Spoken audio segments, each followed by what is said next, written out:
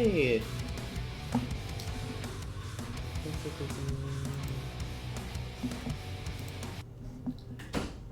There we go.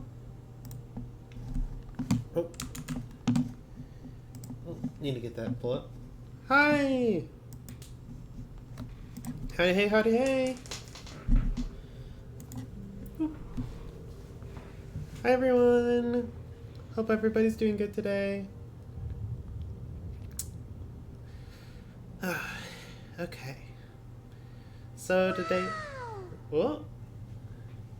Oh, hi, Nora, Lazarus. Thank you for the follow. Hi, everyone. So, hi, everyone. So today we're going to be doing some Hardspace Shipbreaker.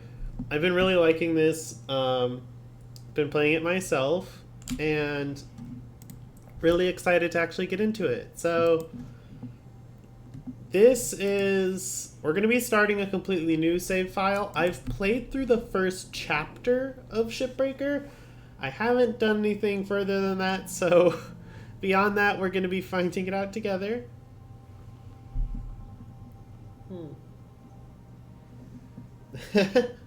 No problem, Soup. Thanks for actually coming in. I know it's really late for you. Hopefully if you hopefully you don't have too much to do tomorrow, but I appreciate it. Anyway though, just because Shipbreaker is already really, really hard, we're just going to be doing the standard game. But here you go. The intro to this is really, really fun, so we're gonna enjoy it. And I'm not blocking any of the text. Nice.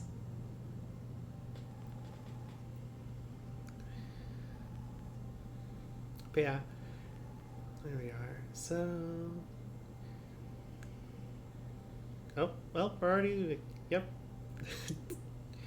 I do love this intro, though. It feels very, very blue collar, very, very cyberpunk dystopia, but like working. So, like, one thing before we actually go into like the gameplay itself, a couple things real quick that I wanted to actually like point out, because I do think this is a really good game, and it's really, really fun to actually go in and kind of look at the game itself, like outside of just the gameplay, which is really good, but the story that they're trying to tell. In Terran news, so we know it's not just Earth, and also we're Terra, so it's a multi-planetary and possibly even intergalactic, or interstellar society. Network time, just like real life, we've got to pay our freaking internet bill still. Also, it's November 9th, 2329. If you guys don't know, November 9th is kind of a big deal in, communism. So that's something. But also a couple other things. Bills are past due. We got a second notice on our power bill. Utility workforce application denied. So we've been trying to get a job. We've been having them denied. Same thing, Office of Civilian something or other, asking us to respond.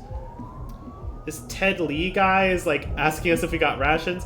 Our mom is telling us it's important. Dad is sick again. Got credit transfers declined. Another bill past due. The final notice bill for our power. And then we've got the Shipbreaker application right here. So notification. Links Corporation Recruitment Services. Shipbreaker application. Pave the way to the Galaxy program. Update your application status. We can view the update. Oh, I mean, skirt do go spinning. Like, look. Skirt goes spinning. Skirt goes spinning. I have to, like, flail myself around, but skirt goes spinning. Skirt do go spinning. It's great. I love it. I didn't even notice when I was playing around with this avatar before, but I was, like, just moving around. I was like, oh. There it is.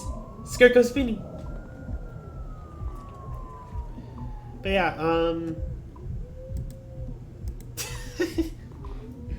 upskirt capability. I don't know if Twitch will like that. Maybe if I ever manage to get a 3D model though, like if I can actually walk around, that'd be pretty cool.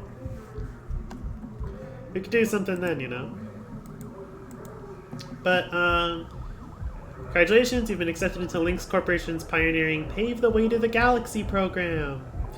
Your selection was based on above average physical and cognitive ability. We're above average in 2 categories. You're assigned to salvage station number 42, destination Morgan. Demonstrate the ability to build and grow a profitable operation, and a number of exciting opportunities await you. Remember, employment in this program is at the sole discretion of Lynx Corporation and can be revoked at any time. Acts of malice or insubordination will not be tolerated. Upon signing this form, people proceed immediately to the nearest Lynx Corporation shuttle hub for transport to the worksite. Finalize the following pages to confirm your employment. Okay, Lynx work effort tracking program require an account name. Please enter an account name below. Well, we're gonna do Harley Claus. Our selected revival package. That's just the difficulty, but yeah, there's like a whole meta narrative about the horrors of cloning, by the way, and genetics, and like corporations owning your genes and your entire genome. That's like a thing that comes up multiple times and might even be a bigger deal throughout the entire game. I don't know yet.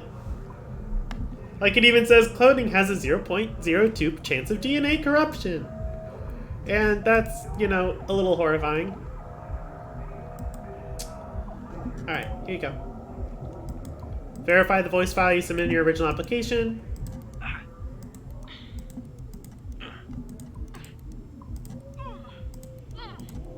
We'll do that one. Yeah.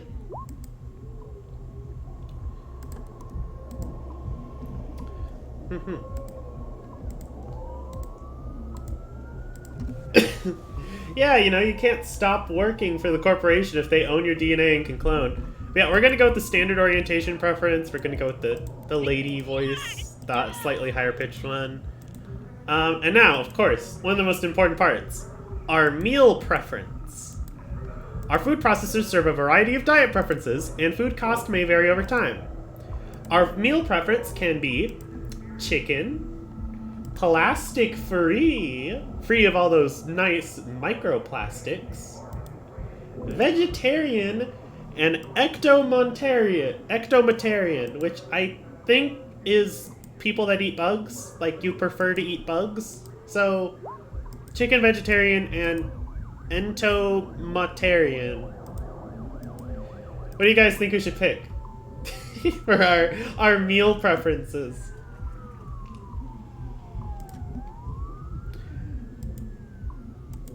Plastic free, but then you won't have the delicious microplastics that turn you gay. But then again, you know, I already am, so maybe we don't need even more microplastics. I don't know. That's you know, depends on how we want to feel about it.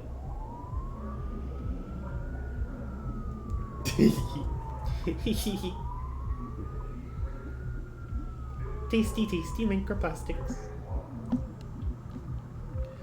I know, I mean, I'm part of me is feeling vegetarian, but another part of me is just thinking of picking entomontarian because it's weird.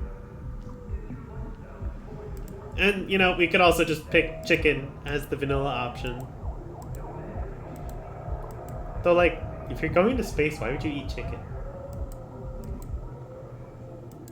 Also, like, I wonder, do they have, like, actual meat in, like, those freeze-dried packages that astronauts eat?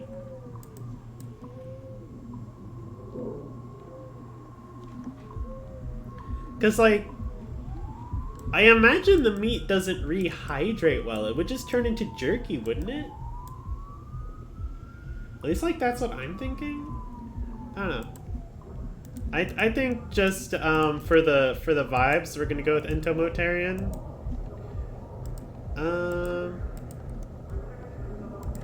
Wait, do we just? There you go. Oh, it unselected. Oh, here you go. So, employment confirmation form, just like an actual employee identification and application. It's chicken in the same way chicken nuggets are chicken. Okay, so like, you know, Teletubbies pink custard. Okay, yeah. Please agree to each statement. I have no criminal record in the Terran or Martian zones. A record in the Jovian frontier is acceptable, though. Yep. I am not a member of and have never associated with a workers' union or other labor interest. Completely incorrect. I'm actually in a union in real life. I'm in a union, but you know we're just not gonna worry about that because our dad is sick and our power bills due. I've completed my annual medical exam and have been cleared of having Mikalo's lung. I don't even know what that is. So perfect. I have no commercial or real estate interests on Luna, the moon, in the asteroid belt, or in the nation state of Arizona. Kind of horrifying to imply that Arizona has become its own nation, but you know, we're just gonna ignore that. I will bring a positive attitude and problem-solving mindset to work every day. Of course I will. You have to have a growth mindset, right? Okay.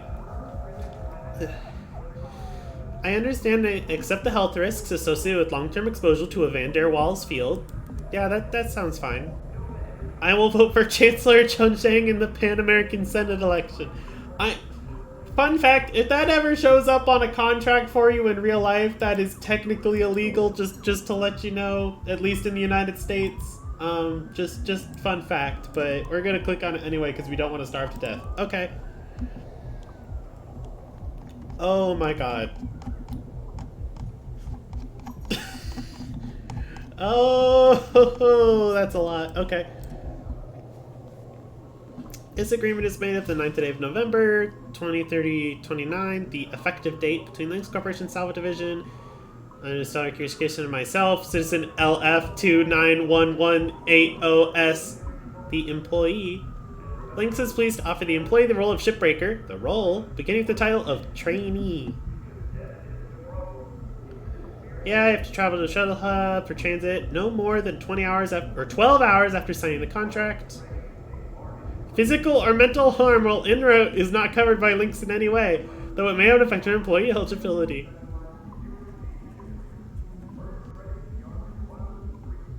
Also, you have to pay for your own way. Yeah, that's usual. The usual sort of thing here. Yada yada yada. Until such time as the employees were paid in full, the profits from their salvage activities will automatically go towards the balance at the following percent, 100%. So 100% of what we make goes to payback actually going up there. We are giving them sole operating authority of our existing financial accounts. Opening anything else while under the term is prohibited. Repayment is handled at the start of each workday. Blah, blah, blah, blah, blah, blah, blah. Yeah, can't report anything if it's over 2 hours, and if you do, bad stuff happen to you. Employee understands monetary compensation of the role is based entirely on the credit value generated from the employee's shipbreaking activities, and there is no other base salary or monetary compensation for performing the duties outlined in the agreement. And this is where it starts to get from general fucked up to horrifying. Yeah, this is also the same as Facebook's terms and conditions, actually. We're actually just reading a copy-paste of the Facebook terms and conditions, just slightly changed, just in case you're wondering. Yeah, we can analyze. They can collect, analyze, and utilize our biometric data, beginning now, for the use of to better the lives and well-being of them and their coworkers, as well as for any other purpose, up to and including sharing with partners and affiliates, institutional research programs, or government bodies. They can also perform psychological tests and experiments on us at any time, but if we do them, we might get additional sugar cube rations, like a small rat. Yeah, their corporation operates in unincorporated Jovian space, so they're outside of any actual restricted borders. They don't observe any holidays as a result of this. You are prohibited from discussing the employment, including the terms and conditions, either specifically or generally, as well as operational details, with anyone other than an assigned Lynx Department of Human Resources representative, and includes acquaintances, friends, family members, law enforcement agents, government officials, journalists, private detectives, religious leaders, or entertainment media hosts. Employees' official assigned human resources representative is $undefined. Sustenance shall be replenished at the beginning of each month, provided that the employees fully prepare the food processor and their habitation module by removing all current food supplies. Excess food supply remaining in the food processor at the time of delivery will prevent delivery until the following month. Sleeping in another employee's hab shall be considered a violation of the agreement of the long-term habitation assignment. So, like, we can't sleep in another person's habitation module. So, you know, no overnight stays on the company dollar. You can't fuck someone else and sleep over, you know. If you fuck, you gotta go back to your own hab module. Can't have that.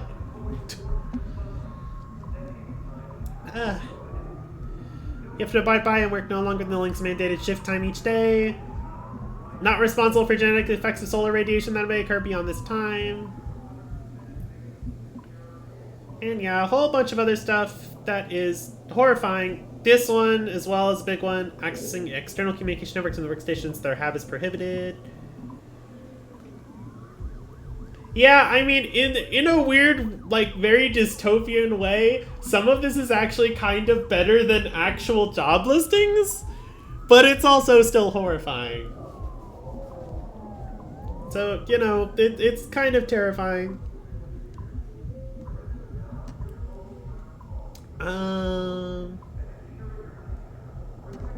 Just double checking that there's no other things that are here. Oh, Lynx is exempt from the requirements of Gallardo's mandate and bears no responsibility to ensure that the employee has a free and ready access to Martian animation media, even where such media constitutes a religious requirement by the employee. So, you know, you can't watch Martian religious anime. I'm sorry. If you worship your Martian waifus, you're going to have to find video of them on your own time and bring with it you yourself. So, you know, just to let you know. No moral or legal responsibility if you fucking die, you know. The asset replacement program, they call them spares. Spares are just cloned bodies in this. So, you know, that's the thing. Also, gray and white matter they mentioned. I know what gray matter is. I don't know what white matter is. Don't ask me. I don't know. This is also a little bit terrifying. Grants permission to Lynx in perpetuity ownership of their DNA and to create new entities with that DNA with no restrictions or limits. Furthermore, employee agrees to pay a nominal fee for this service in the event of their death while performing the duties of their position. Oh, and any spares produced are the sole property of Lynx because, you know, they're totally not humans. They're spares.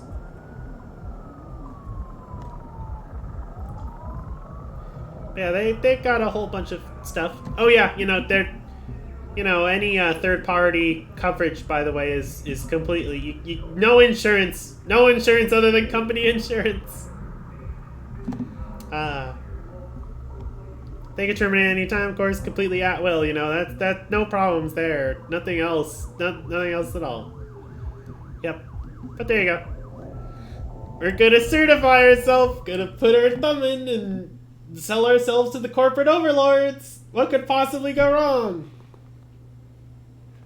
Okay, here's the really sweet, like, cool-ass intro, though. So I'm gonna be quiet for a second, because this is a really cool intro.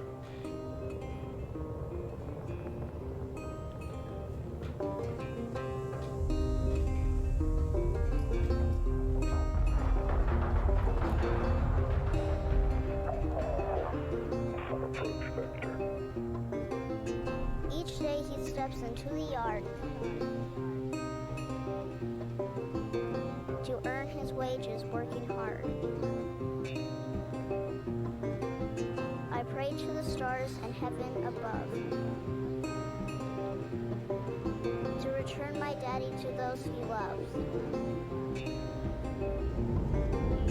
If there comes a time when he and death meet, bless the next cutter that takes his seat.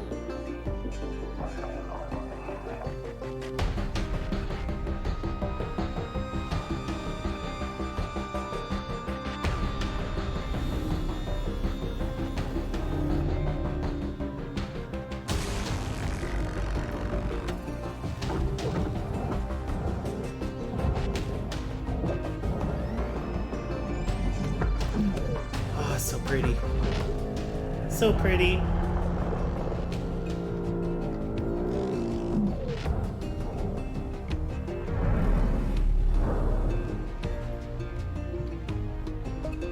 That's gonna be us.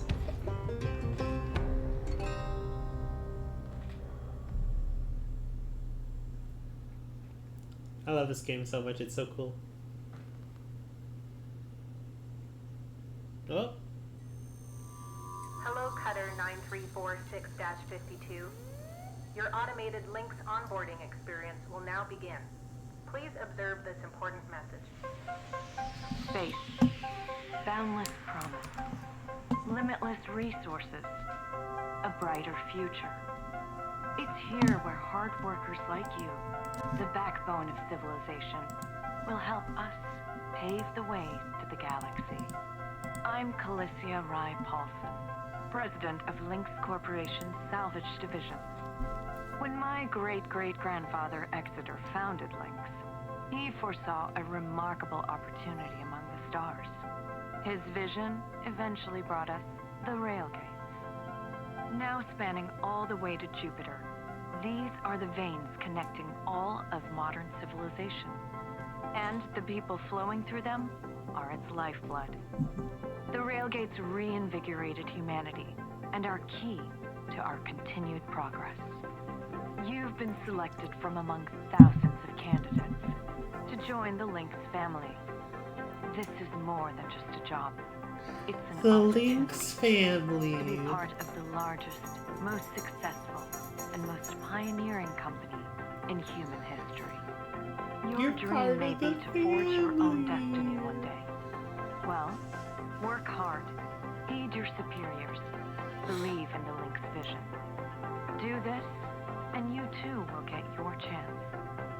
Your first step is to join our Ever Work program, the greatest gift we give our employees, turning death into an ongoing opportunity for learning and growth.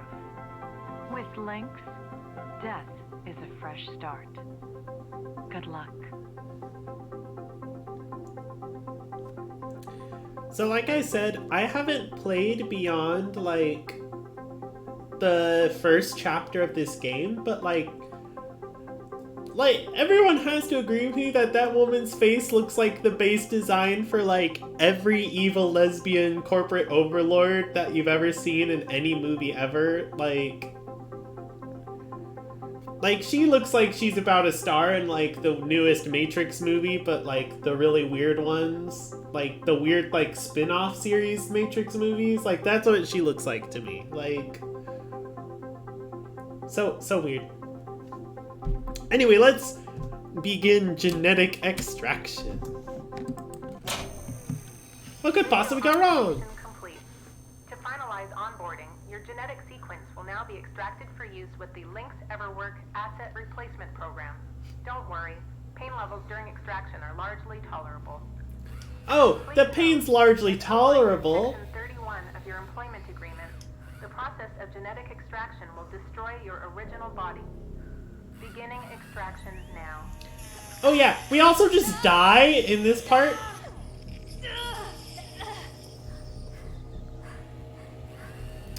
Yep, just killing our body. We're a spare from the very beginning. And backup complete. Thank you. Beginning spare generation.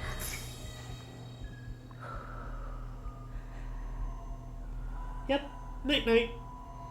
We're fucking dead. God.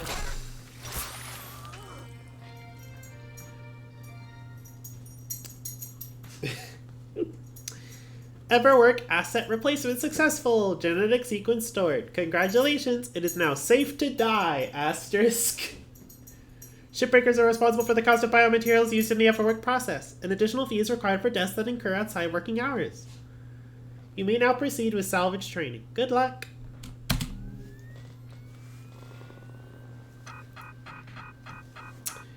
And there's all our fees.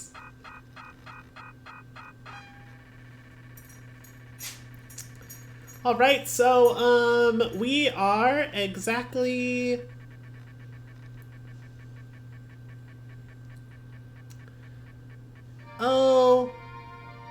about $1.25 billion in debt.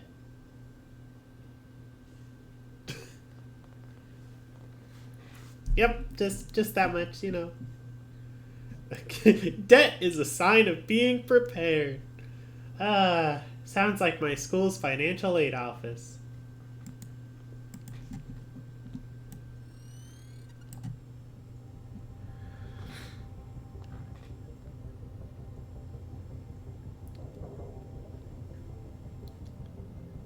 I love this game so much. It's so terribly like dystopia-ish, but like in such a fun way.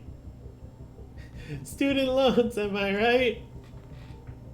Isn't college like free in the UK, Soup? Or am I just like an ignorant American on that one? I feel like I'm probably just an ignorant American on that one. All right. Breathe. You're okay. Everything's gonna be just fine. There you go. Plenty of folks feel a bit woozy with the first pair. Anyway, welcome aboard. The name's Weaver. I'm the foreman for yourself and a couple of other shipbreakers in this region. This here's Morgan Station. She may not look like much right now, but once we boot her up, she'll purr like a kitten. Alright, let's test out your orientation control. Do me a favor and look up at that cargo elevator up above. Yep. That's it. So that's where all the salvage gets collected to be picked up by the transfer crew. Just in case you ever turn yourself out of whack, use your roll thrusters to reorient. There you go. So woo, woo. All right. Now let's get you flying. Activating your thruster controls now. Also, like, I am sorry for anybody here that has motion sickness. This game is in zero gravity. It is probably going to make you motion sick. Ah, I see. University and college degree. Okay. Yeah. So if you, like, are off, if you, like, drop out in the middle before you get your degree, you have to pay for it? Or is it literally like college and university are different things?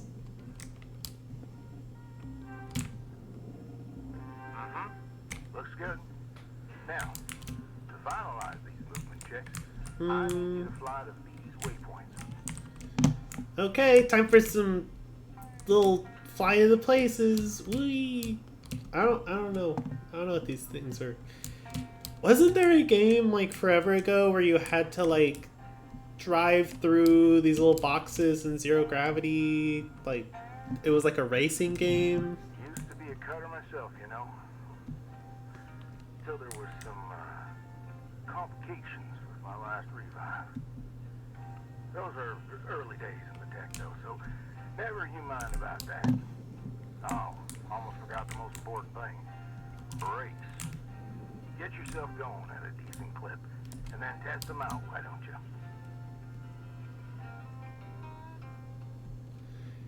Do do do do do do. All right. Looks like the bay here was left in a bit of a mess. We're gonna clean this crap up. I'm gonna activate the furnaces. Now. Dang thing. Would you just... I like how he has like dating sim facial animations. It's very funny. Furnaces are used to melt down soft metals. Should go without saying. These things Hey! are hard to get out. Hey Elvina, it's nice to see Try not to you. drift into them by accident. Okay. Let's get a handle on your grapple tool. Oh, okay. This fella here So like, is a shipbreaker's okay, bread and butter. interesting. This is how we move salvage around. Activate the beam and hold it to grab an object and move it around, if it's not too heavy. Give it a go. Move one of these pieces into either furnace. Okay. So, Oh, when you're holding an object with the grapple, you can retract the beam. This will pull a light object to you.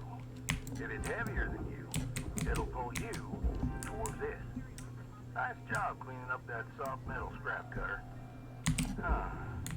Let's move on to the bigger nanocarbon chunks now, shall we? You may have already noticed that these are too heavy to move with your grapple. I'm enabling your scanner so we can check out their structural makeup. Go ahead, boot it up. okay, toggle the This scanner. scanner lets you assess an object's structure. What I want you to focus on right now are these cut points. All right. Controls give me the go-ahead to get you cutting. You got quick access to all your tools through your HUD. Just open up your tool selector and choose the cutting tool. The cutting tool has two modes. The first one is the stinger. Okay. It's designed for precision vaporization of cut points like this. Yada yada yada. You ready to perform some zero-G surgery, Cutter? Well, let's split this scrap so it's light enough to move. Whee! Okay.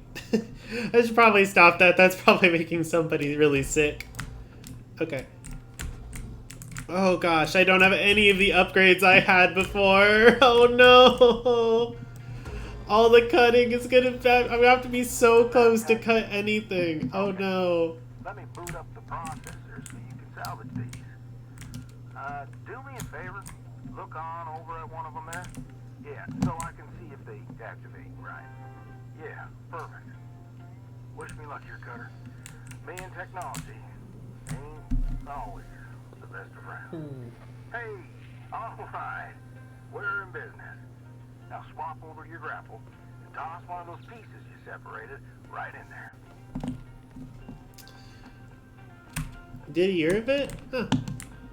I mean, I feel like a year is still a pretty good amount of time, but eh. Sorry you had to go and pay for that, though. That sucks.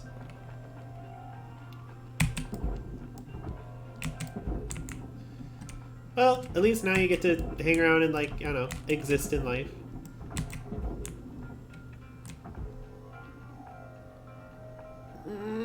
Yeah. Yeah. Oh. Well, okay. We're almost done getting this bay in shape. I pushed my voice a little bit too much there. Go after Okay. that large aluminum chunk over there.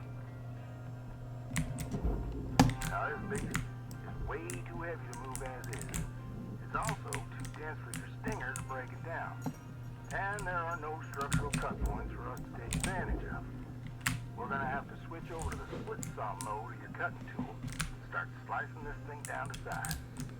Go ahead and switch cut modes now.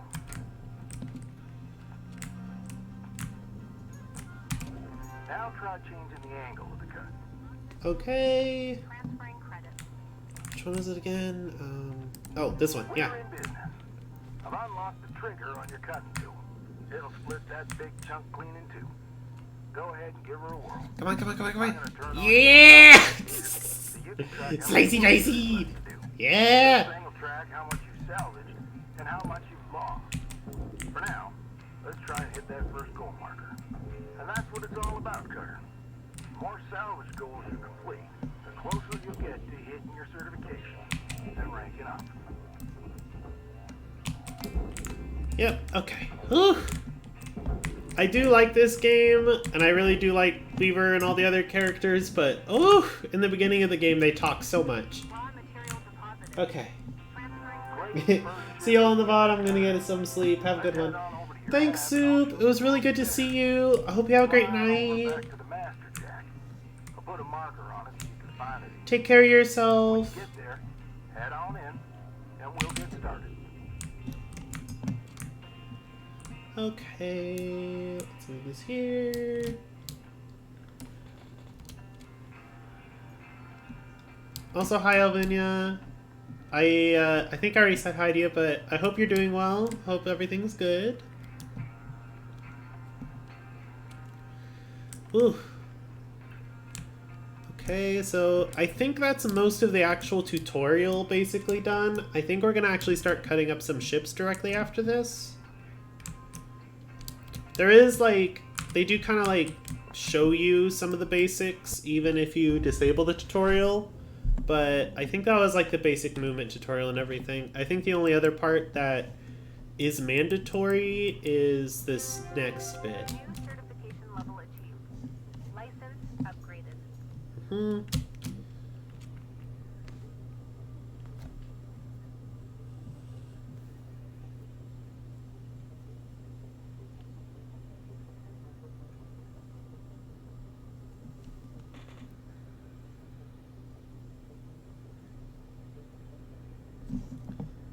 Church of the Machine God? Book 1, Genesis. Like seeds in the wind, she scattered her children, and with them, her message. I mean, I guess it being 300 years later in a hyper-advanced society, it makes sense that there's new religions, but also, like, isn't it kind of weird that there's always, like, a robot machine religion? Like, I don't know, maybe it's just me, but like, does it mean that like there's always programmers that are just like, yeah, I think all machines are gods. Incoming transmission waiting. Oh, nice. Oh, we gotta look at our new house, our new digs.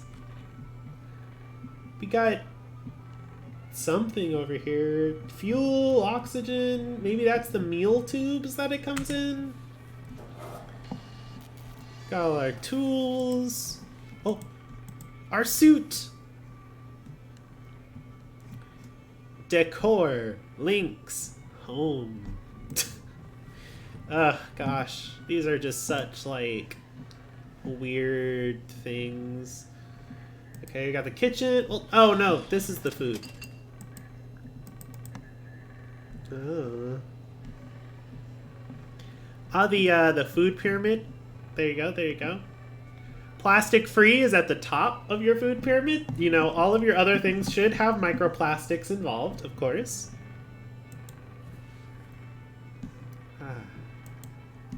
Let's go to the employee terminal. Receive a call. To your new home, Cutter. That's everything you need. This is officially called a ready-made long-term employee habitation something or other. Around here, we just call it your hab. Now, how's about you get yourself some rest? We'll pick up your training in the morning. Sleep tight there, Cutter. Also, you can look out the window? Oh! Wait, did I accidentally activate a cutscene or... Oh, no. I just went to bed. Good morning, Shipbreaker. This is your daily wake-up call. What happens if I don't try to wake up? Like, if I just sit here for a little bit, does the lady get mad at me? Does she, like, stop being a lazy motherfucker and wake up, bitch? Like... No? Nothing?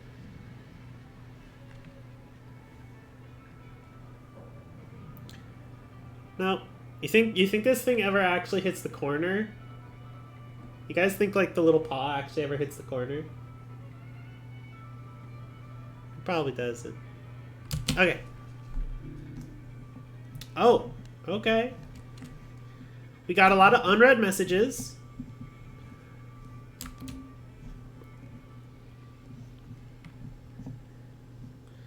Okay, minimum payments are due by 10 a.m. Solar Standard Time each day. Failure to pay on time is considered a breach of contract. Thank you for hard work and cooperation.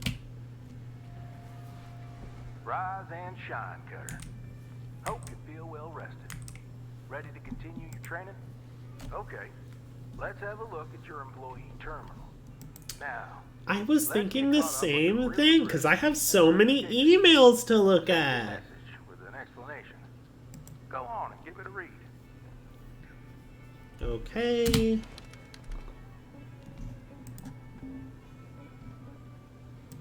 Clear as mud? Don't worry, I'm here to walk you through the process. Soon enough, I'm going to introduce you to some of the other shipbreakers. Most of them are willing to help you out, too. All right, let's start a new shift and pick your first shift to work on. Isn't it ominous how he says most of them are willing to help you out? Like, the tone of his voice is so weird when he says that. Like, I don't like that. Certification system is a primary career progression tool. The certification ranks are basically like your levels, I guess you would say. Like your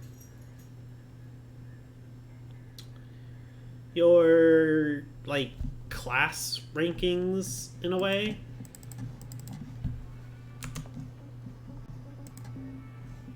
Scanner for structure mode.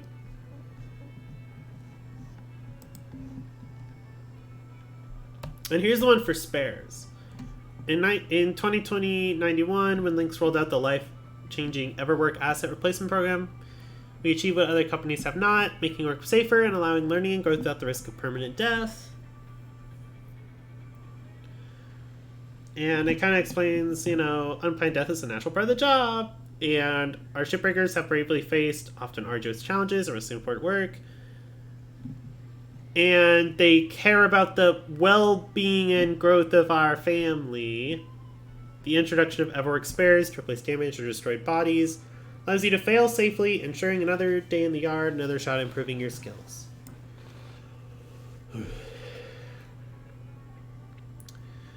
For only a minimal fee, sophisticated monitoring systems in your suit will watch out for excessive bodily harm, triggering generation of a spare upon unfortunate workplace mishaps. An array of neural recorders in your helmet transfer your presence seamlessly to the new spare. This process is mostly bearable, and recent advancements have even removed grief-related downtime, effectively eliminating the need for recovery time between transfers. Also, Presence Transfer Protocol has a plus-minus 0.0.01 margin of error due to solar interference, signal strength, subject state of mind at the moment of transfer, and other factors. Over very long periods of time, this may result in identity shift, a medically benign process with minimal impacts on subjects' working ability. But, you know, your internal identity and sense of self may completely vanish and, you know, become corrupt and all those other fun things. So, you know, that's just normal. What could possibly go wrong? New ship. Salvage goals are just like, you want to get those so you get extra stuff. And this is just explaining the relief program, which is basically our fun debt chaining. I wanna look at this window.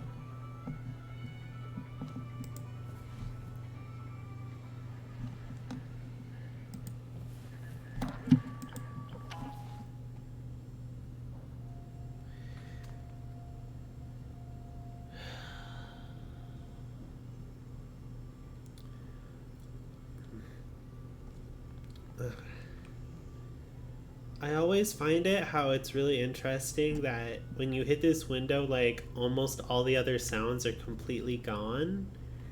And there's this handprint here, like, people press their hand up against it so often. Like, it was there on our first day. So it's obviously, like, been here for a really long time.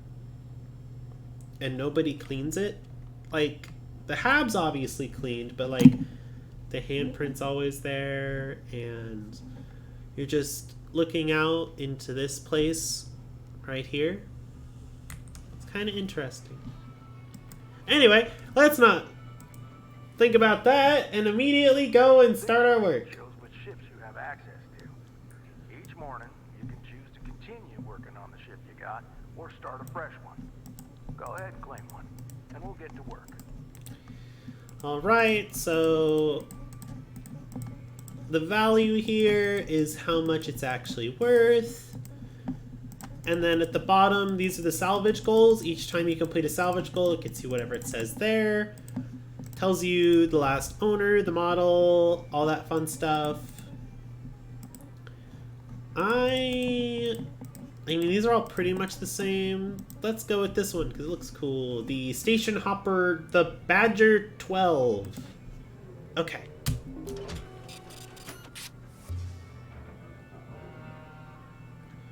Ugh. Get something to drink real quick.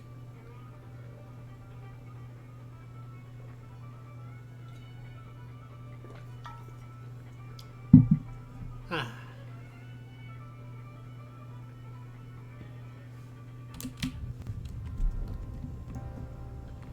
She's all yours, Cutter. Your primary goal is to reach rank 3. Now try to remember, nanocarbon goes in the processor, aluminum goes in the furnace. Try to salvage the entire ship if you can. We call it using the whole buffalo.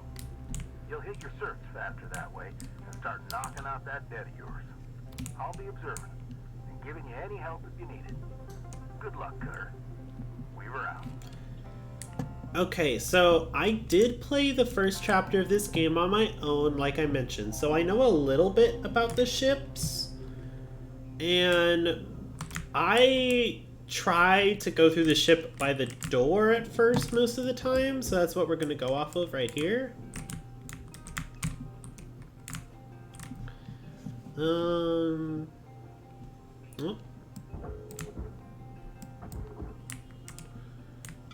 Oh, it's just a little microphone? Okay.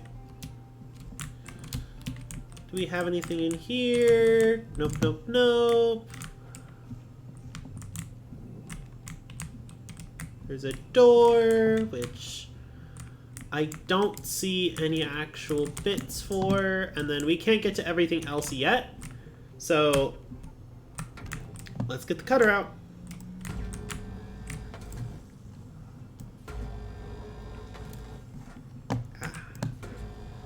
I like how calming this game is in a weird sort of way. It's like, yep, and then it just pops off the top. You can know you fully disconnected something because it literally like starts floating away because it like dislodges itself from the supported gravity. It's pretty cool.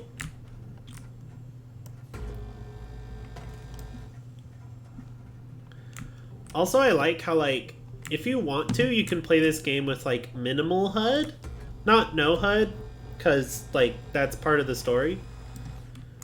But you can actually like see that, like you can see how hot the actual cutter goes because it has like a little line on the side of it. I always just love it when like the HUD is a part of the character's actual vision and experience. It's so cool. I love it.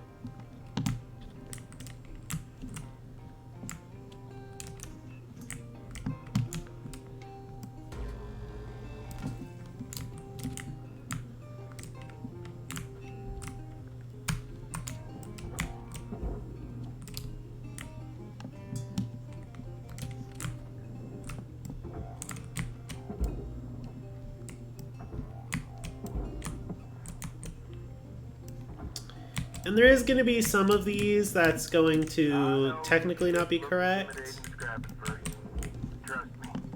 Soon enough, you'll be stripping the huge gecko-class freighters like nothing.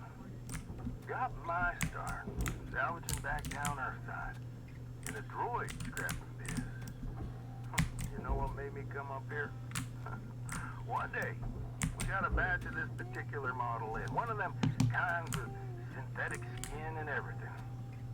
We almost never saw people looking ones like that. They're always too expensive to manufacture. Seems someone found a warehouse full of them. Mothballed for, 20 years or so. Since the AI ban took effect. Probably bought the whole lot for pennies, thinking they could turn a tidy profit with the salvage. No word of a lie. These things look exactly like my stepbrother Jed. Even had the same slack-jawed expression. Now, Jed and I wasn't exactly pals or nothing, but all the same, I couldn't bring myself to start smashing that dopey face. And that's when I looked into getting on with Lynx. Tell you what, it's a sight better to cut up something that doesn't look like a family relation. Anyway, I'm running on. I'll clear the channel. Holler if there's anything giving you grief up there, Cutter. We were out.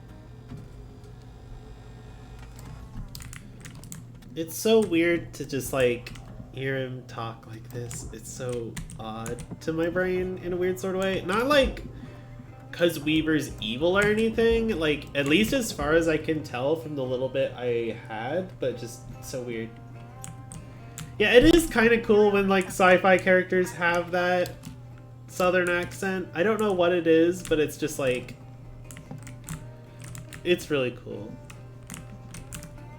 Also, it is interesting to think that like accents haven't changed at all in 300 years.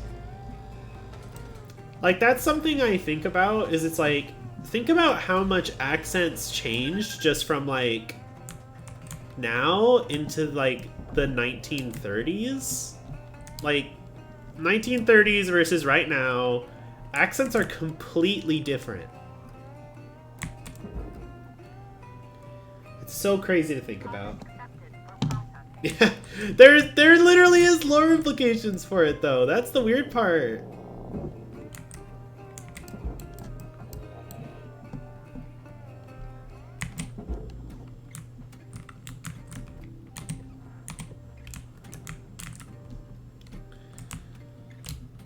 Like, that's like a thing in any game that like actually is set on Earth is like, if a character has an accent, there's a reason they have an accent, you know? Like, accents should just appear for no reason. Like, one of my favorite quotes about accents is just that an accent is someone speaking your language using their language's rules.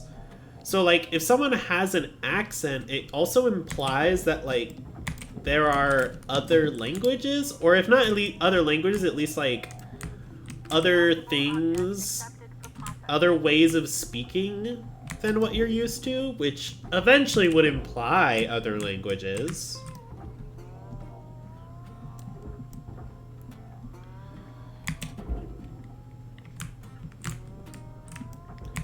I don't know, just something to think about. I think about it when it comes to D&D sometimes, is it's like common exists, but like for what reason other than like the mechanics of the game, you know?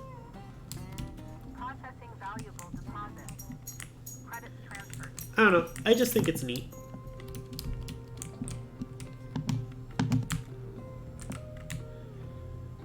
Oh, I forgot. Do we have the actual, like... I don't think we have the timer yet. Because there's, like, a timer. I don't know if we have the timer yet in this game session or not. Or if it's literally just, like, you know, whatever, there's no time yet.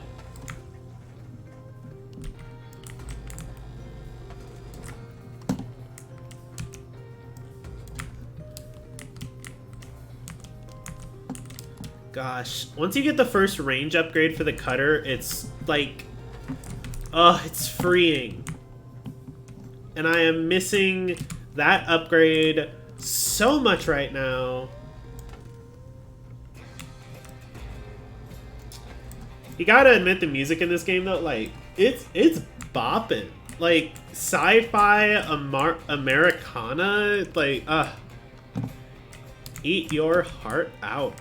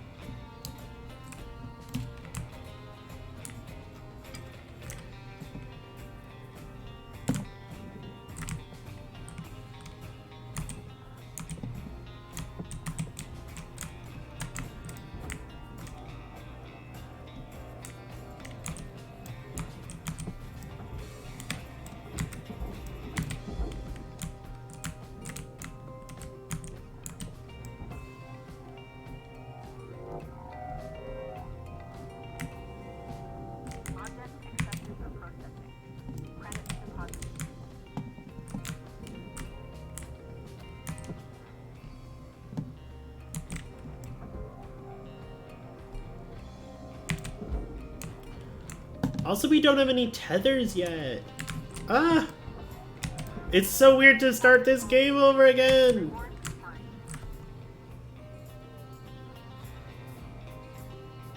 Yeah, the southern accent does also imply, like, the South, like, as an institution, like the American South and Southwest. And, yeah, it's interesting. Though I guess also apparently Arizona is its own state in this. Like, its own nation state, so, you know, like, that's a thing that we're just accepting that's, like, a thing. It's fine.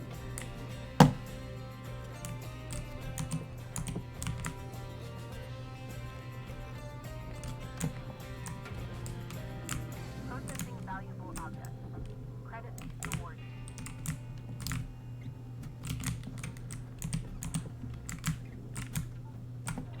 Oh yeah, this little guy.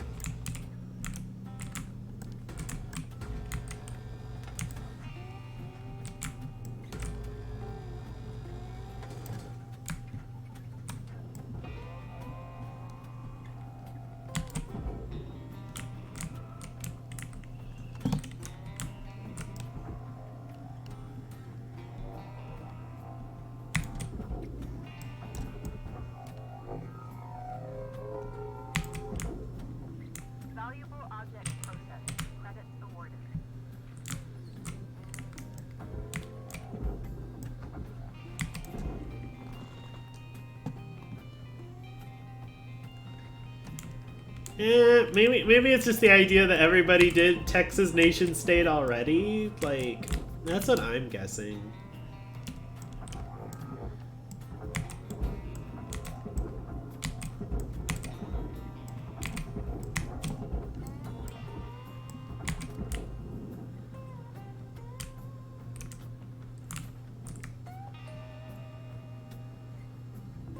Valuable object processed.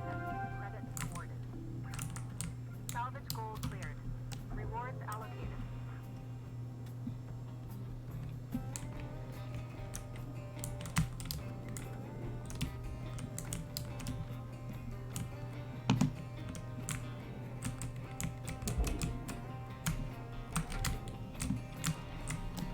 Do do do do. Yeah, though, like, I don't know. Maybe I should talk about that more when it gets to, like,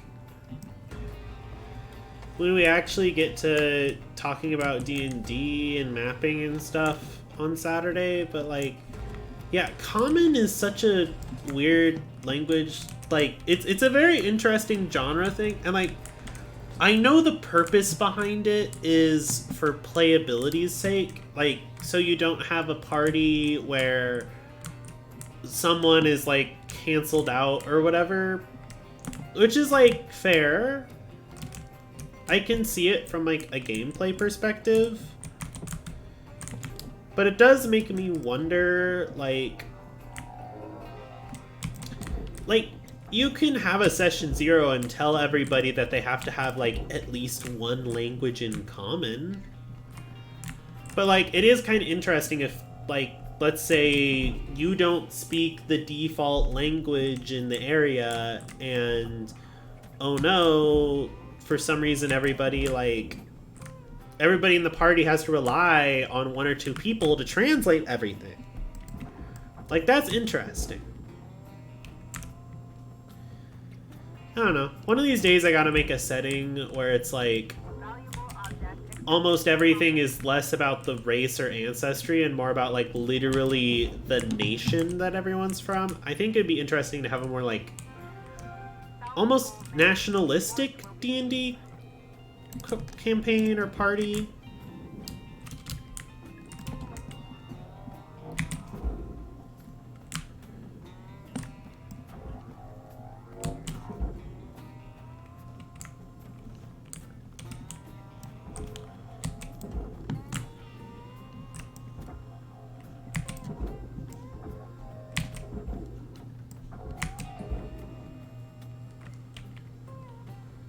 Yeah, like, I guess that is the other big part, is it does result in, you have to make a lot of world building for it.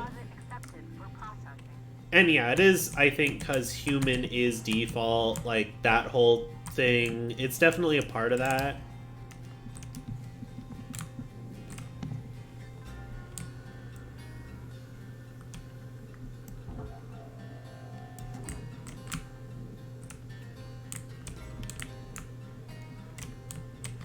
There you go. And I'm gonna try to cut out as much of the glass as possible.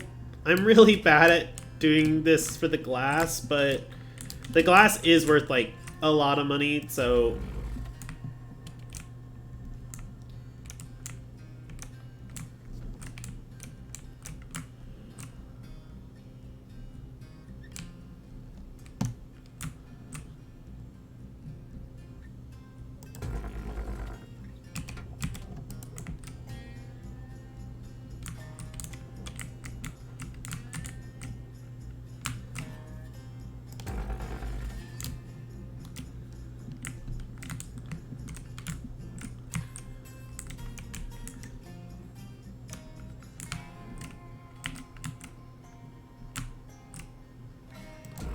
yeah.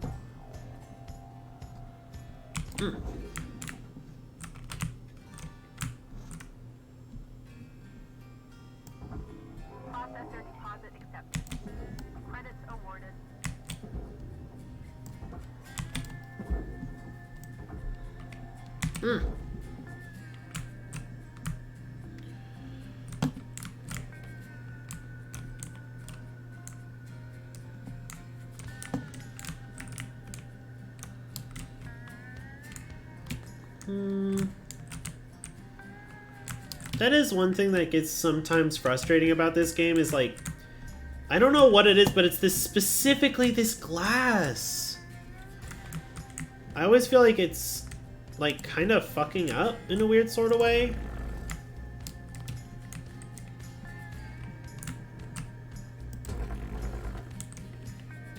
There you go. But this still happens! Oh well, it's probably fine. Let's see if I can, like...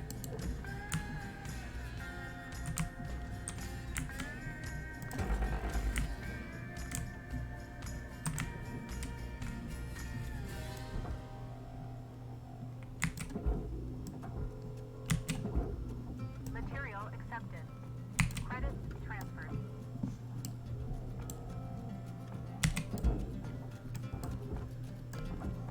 Yeah. Object processed. Transferring credits.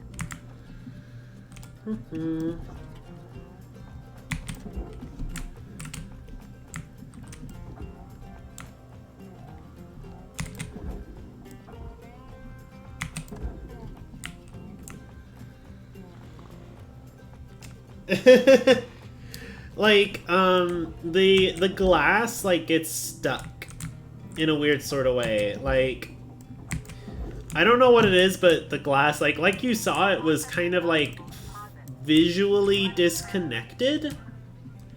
And it seems like that happens a lot specifically with the glass on certain ships.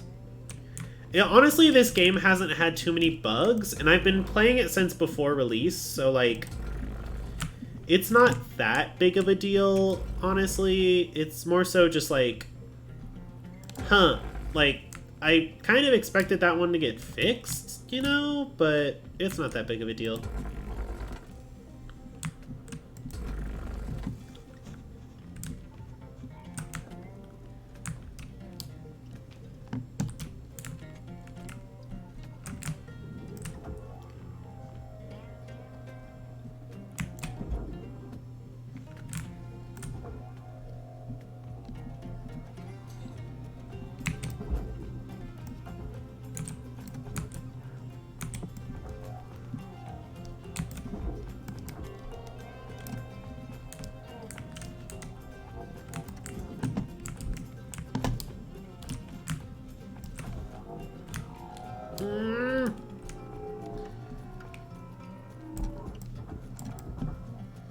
You guys can already see, like, how you can easily get crushed between, like, two massive parts of a ship if you fuck up. Especially once tethers start to be a thing. Like, tethers are great because they make the game so much more convenient and you don't have to cut up stuff as much. But, like, oh my god, the amount, like, you can get easily killed by fucking up with tethers. Yep, or you can push yourself into the possibility of the place, like that.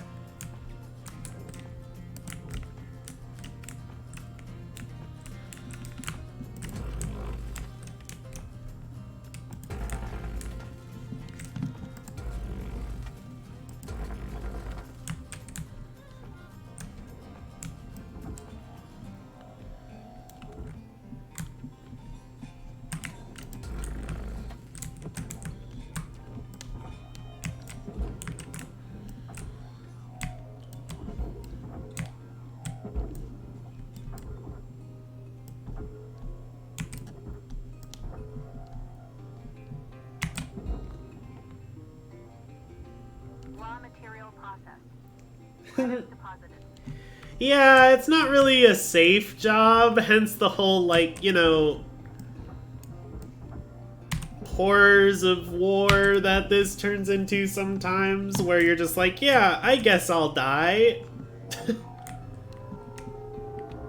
You also do get, like, financially hurt for dying in this, which, like, makes sense from a gameplay perspective completely, and from a narrative perspective, but is also just genuinely fucked up. Like, of course it's fucked up, but also, like, holy shit, that's so fucked up, you know?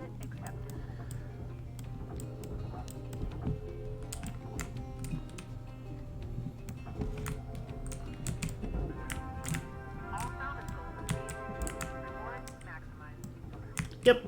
And then we can just knock this into the furnace and hopefully not die. There you go. Yay! Okay, let's get out of here. Sosha? Space OSHA, of course. I mean, I don't think they have to follow safety regulations. Like, because, like, Lynx is headquartered in a completely different, like, legal area that's, like, a territory. So, like, there is a legitimate question of, like, are they even legally responsible for anything? Which is, like, horrifying and really fucked up, but, like, makes sense in the game. Yeah, no safety in space. Safety doesn't exist. Alright, so we earned about $2 million at that ship, and, oh, nice. Education level awarded. License upgraded. Yay. And I got some extra stuff. We got a repair kit. All really useful stuff that we'll have to deal with later on in the game. Especially, like, repair kits and stuff. That's going to be a really big deal.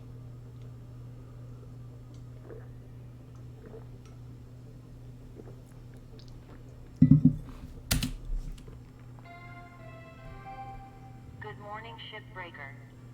Your allocated shift time will be commencing shortly. Oh. Yeah, that's a good point. I guess it is international waters. Oh yeah, we got a sticker! Achieve a perfect salvage of over 95%. Mini-me! Looking good, Cutter. Now go ahead and pick another ship. Do we have anything new? Oh, yep. Mackerel heavy cargo ship.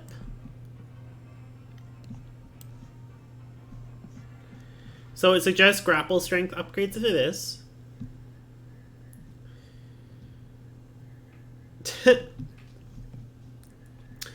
On behalf of my former colleague Grenda, we apologize for the misstating the fuel efficiency of this model. In fact, it is positively adequate for the transport needs of many companies. I love the insinuations in that. Okay, yep, fire. Just, you know, don't burn to death.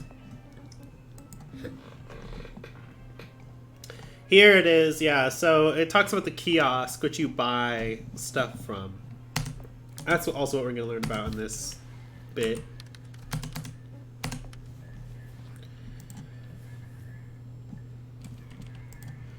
Wait, can I, like, use the... I can use the equipment thing!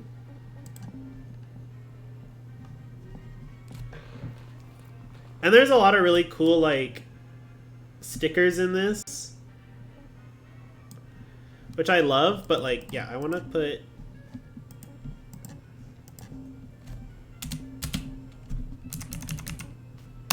Yeah.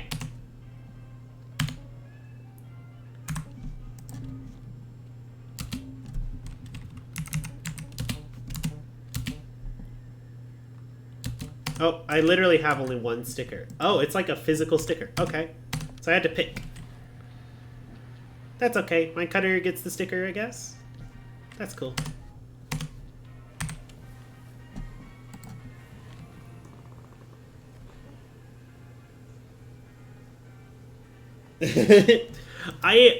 From what I understand, the meal selection sort of matters in the fact that with your meal selection, you are actually, like, the meals will cost different amounts at different times. So the base rate is the same throughout all of them, but the exact on what it costs changes.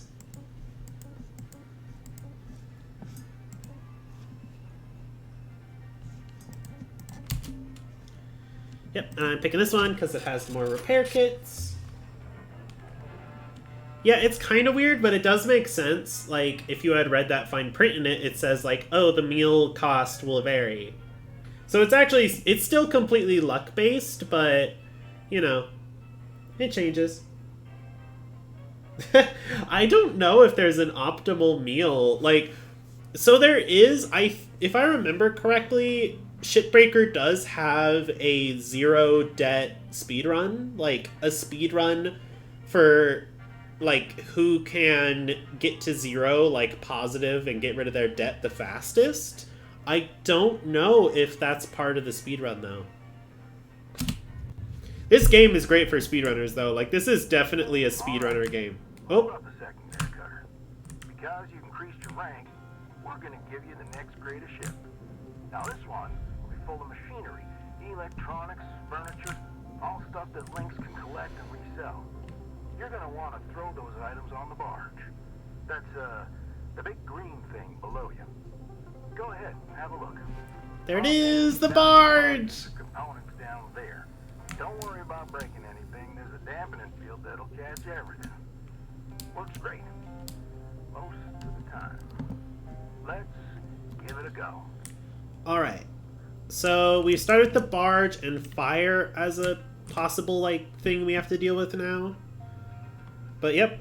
This is the first time I think that you actually have, like, a whole thing with the ships. I don't remember, though, if this one has a... whatchamacallit? A reactor. I don't remember. Reactors, I remember, are, like, one of the big things. Reactors and coolant and then pressure. Because you do have to depressurize ships in this, and, like, cargo areas. It's pretty cool. There's a lot of really interesting stuff with, like, what can happen in each ship and everything. It's pretty cool. Oh, here you go. Oop.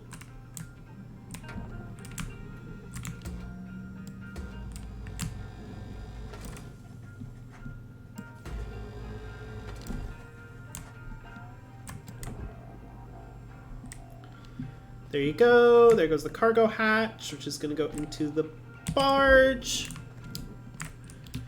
Yeah, and here's the door. And this is one of the cool things about the door I was mentioning, is like, if you can grab the consoles themselves and shoot them out. The annoying thing, though, is like if the power is still on, it'll arc electricity and everything, so, you know, be careful about that. But also, like, you can activate these if they're powered. Like, literally activate airlock stuff. It's really cool. Nice work. Got that pretty quickly. Now, let me teach you about the kiosk. Once the training wheels come off, Lynx regulations mean you gotta cover your own oxygen and fuel costs. That's the way things go. Turning it on now. Now, no need to panic. They'll last you a good while. But if you end up running out, you gotta top up at the kiosk over there. Let's have a look. Here you go. Is the kiosk. Welcome to Vintatron 9000.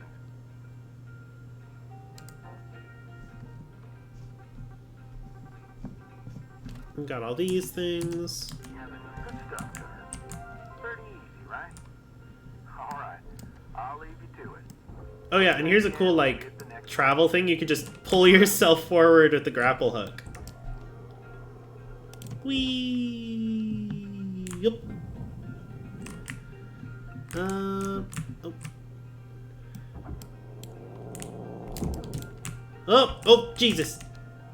Oh yeah, you have to be careful about pulling stuff too fast towards you, because sometimes you can smack yourself accidentally. I do that all the time in this game.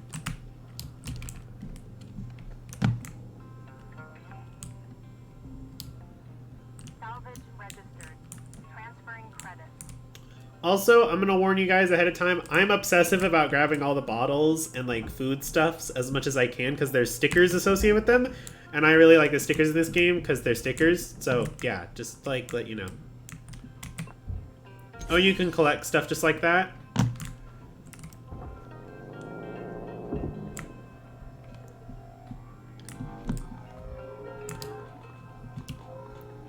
Pick up the crate. Shoot it down there.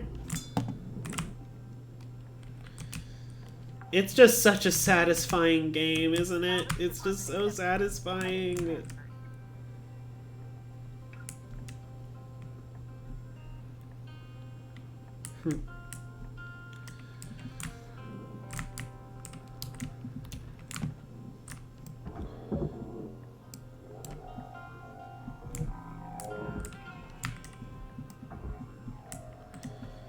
Like, I don't know why this game just feels like baseline really satisfying, but it definitely does.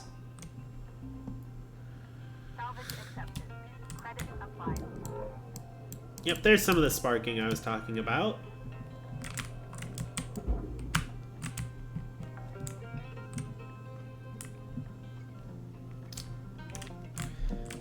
Here's where some of the really good money comes from, is these storage bins and like all the piloting stuff. The lights, I think, are probably some of the few stuff in the barge section that I like never really care about.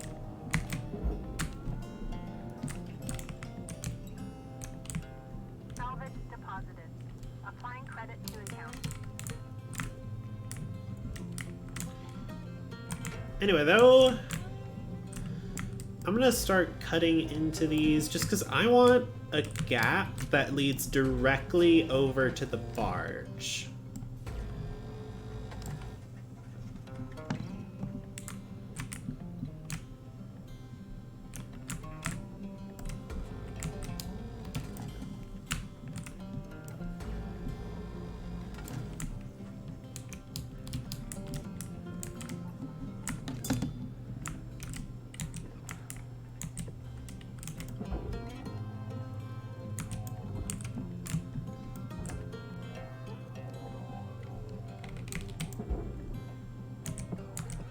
Yeah, we're gonna destroy some aluminum, but that's okay.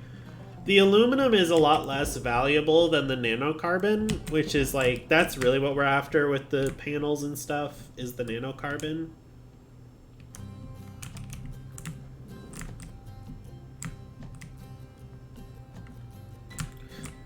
Yeah, bottle.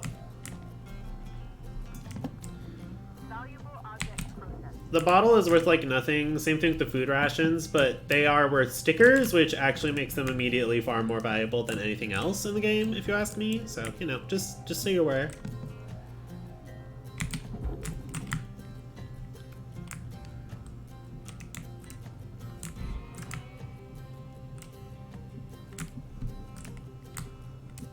Now, where is... Grab the repair tool. Pull off the barge. I'm gonna grab that O2 canister so we can refuel everything.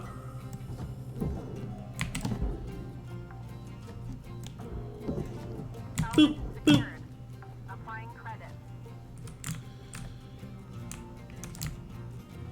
Okay, so these are the valves. If they're the same as the regular ships, there should be a shutoff somewhere around here. Salvage deposit confirmed. Applying credit. Cause like...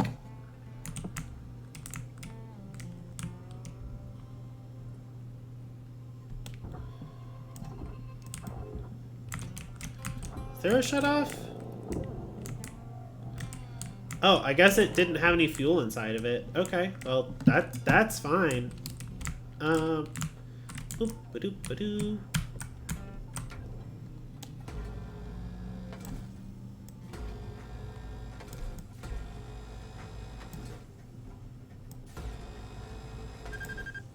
Oh, yeah, and it does give you a little audio cue when it's about to clip out the cutter. Yeah, be on that sticker ground. Ow! Shit. Okay, and I'm on fire, so I need to stay away from the fuel. Yep, I went a little too hard on the cutting. Okay. Yeah.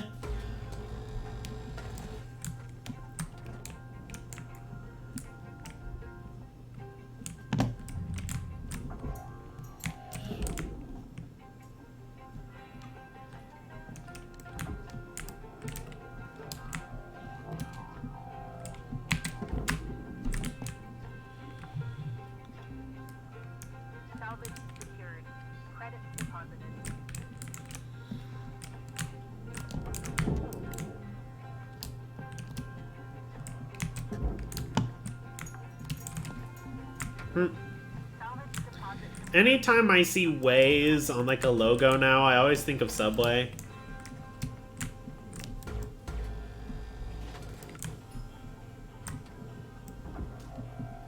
Do, do, do, do, do, do, do, do.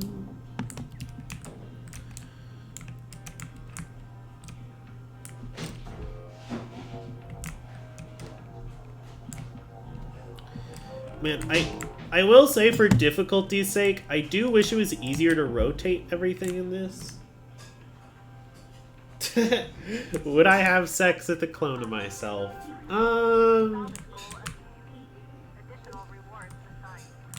I mean, like, if the clone was, like, consenting, sure. I'm definitely not one of those people that thinks it's, like, masturbation or whatever. Like, nah, like, if you fucking your own clone, like, that's, like, a thing, you know?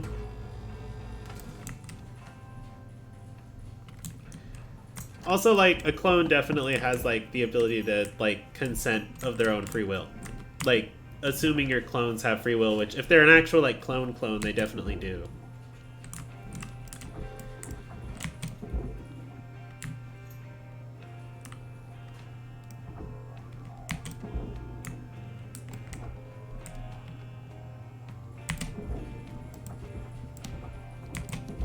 Object processed. Transferring credit.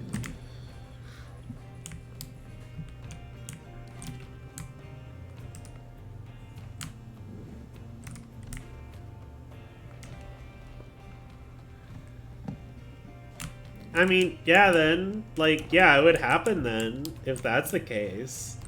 Like, but also, like, a clone is different than you, like, the moment you separate, right? Like, a clone is only a clone of you the moment that you were cloned. Everything beyond that, you and a clone are two completely different, like, entities. Which, like, I don't know. I just think about that sometimes. Like, if I was a clone, like, and I knew I was a clone, and maybe, like, I would have the thought process of that, but, like, the clone knowing it's a clone, would they feel differently about that? Transferring credit. Because, like, yeah, it's me, but, like, they have their own lived-in experience, too.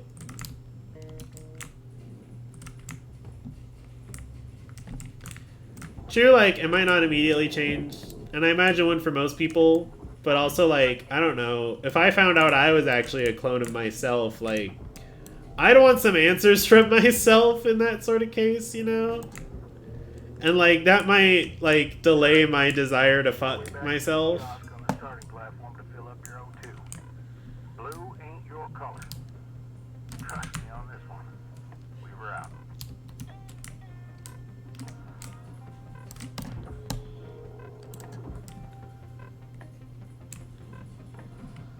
Yep, and you do that, and you brake, and you head over. Welcome to Mandatory. Oxygen level stabilizing.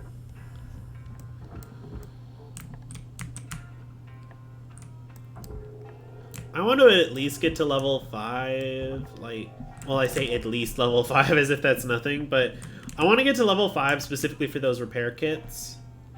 Because those are just so annoying and they cost so much.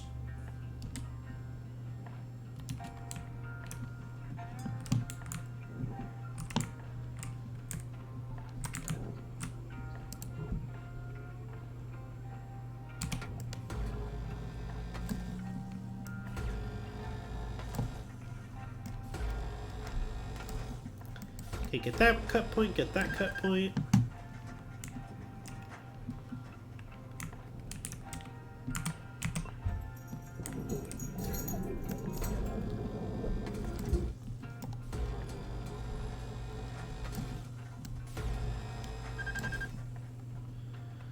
Do, do, do, do, do.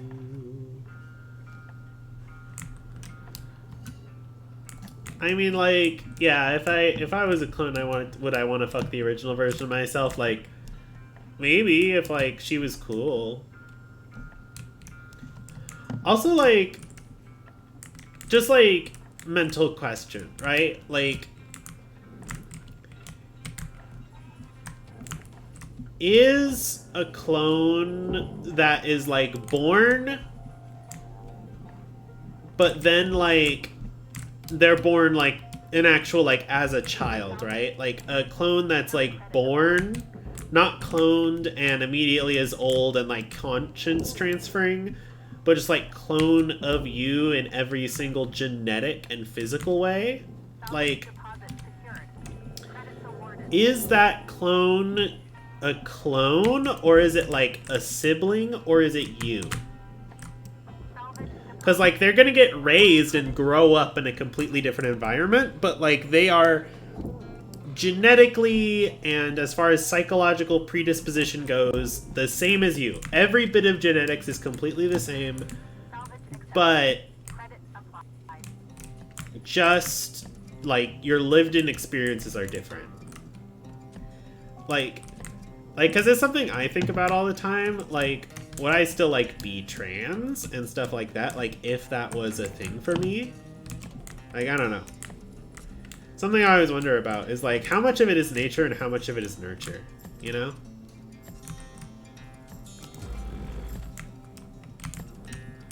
Like how much of just existence is nature versus nurture? I have absolutely no answer for that, by the way. It's just like, I don't know, I think about it sometimes.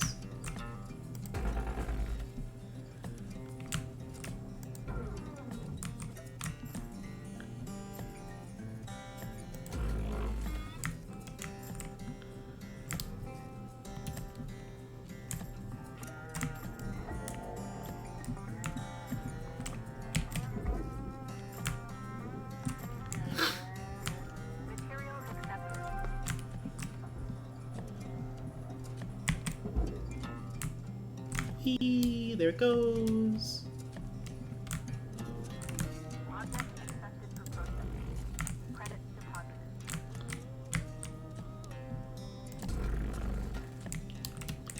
Also, like, that is definitely a thing. You don't have to use the stinger. It just, like, minimizes the risk of accidentally hitting stuff like the fuel tank.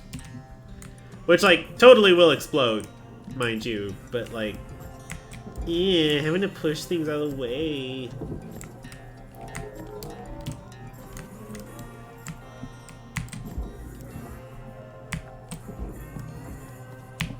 Salvage secured. Applying credit.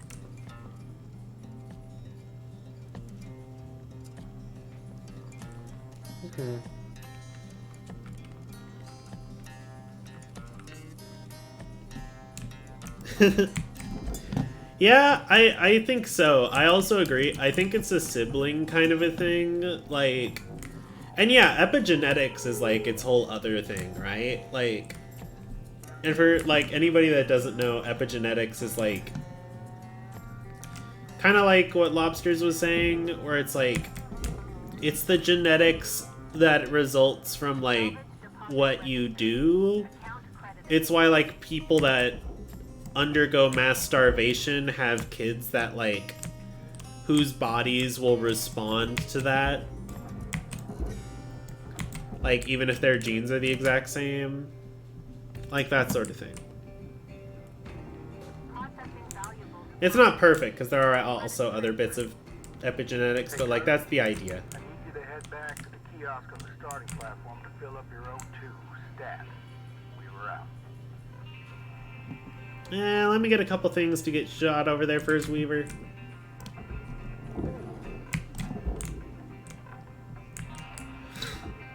Salvage secured. Credit deposited.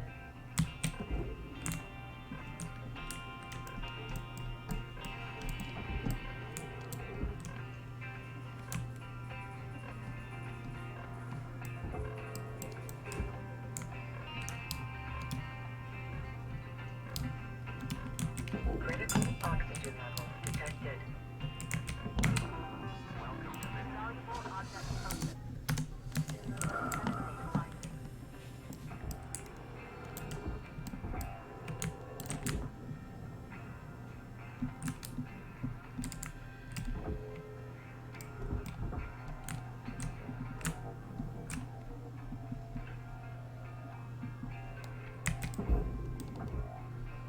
Panel go swoosh. Ugh. Okay, panel go swoosh. Panel go swoosh. Yeah. There. Processor deposit accepted. Credits awarded.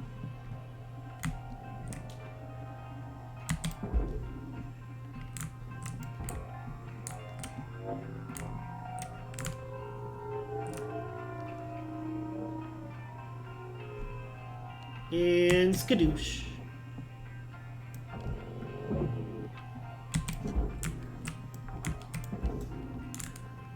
Salvage deposit secured. Credits awarded.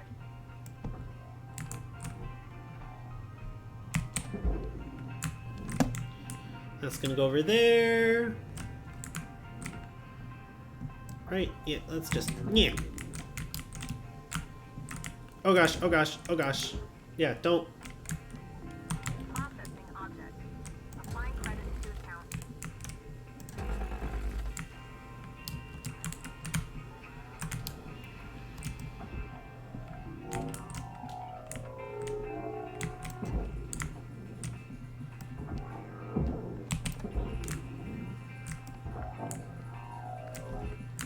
Salvage deposit confirmed. Applying credit.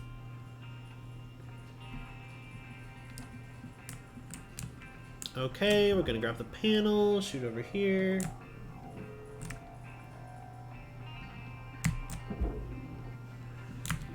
Valuable object processed. Credits awarded.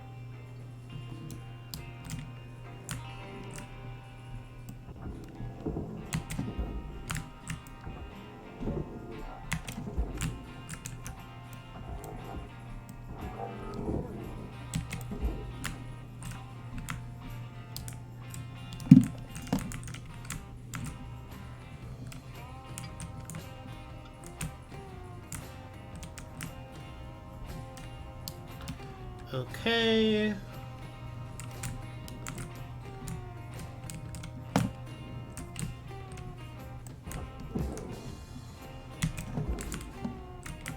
Yeah, those panels are worth like weirdly large amounts, those consoles. It's so weird to me.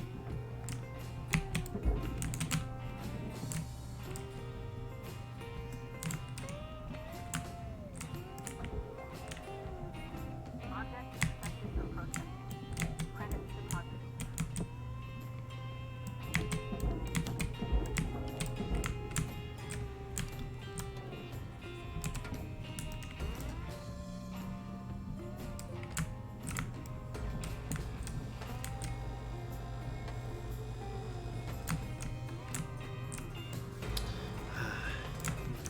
Oh, also, like, I know not too many people are here right now, but I am curious, like, something I've also been thinking of doing as, like,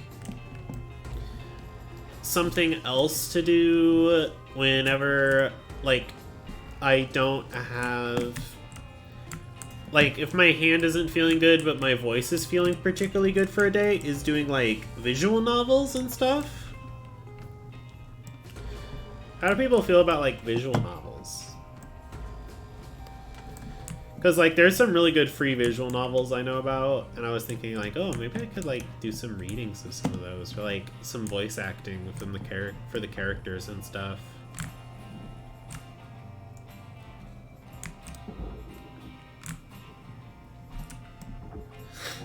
See if we can democratically elect who to romance.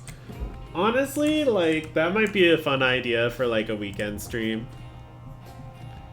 People electing who they want to romance. That'd be pretty fun with, like, Monster Prom, maybe. Salvage registered. Transferring credits. Processing object. Applying credits to account.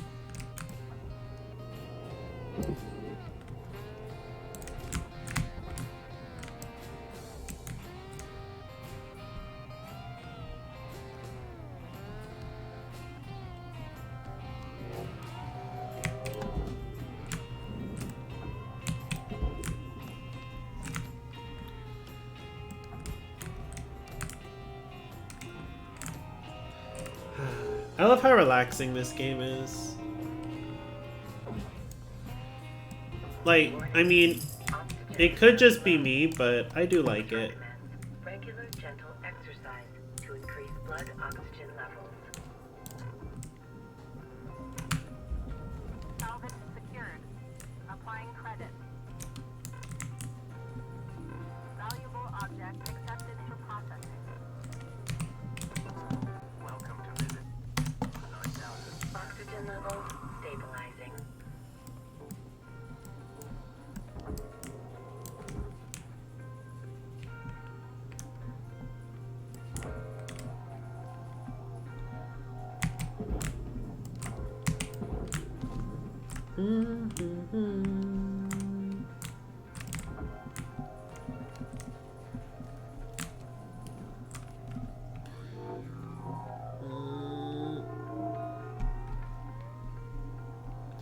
Achoo! Achoo!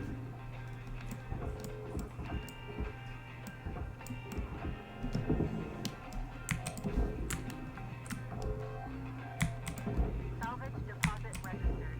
Account credited.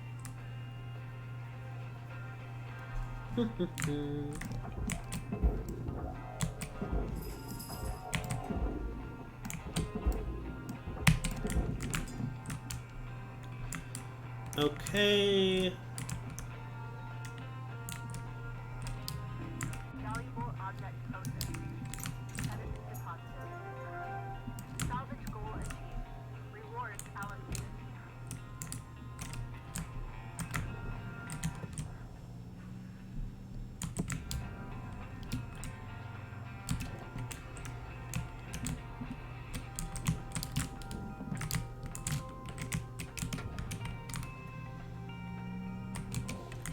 Okay, there you go. Alright.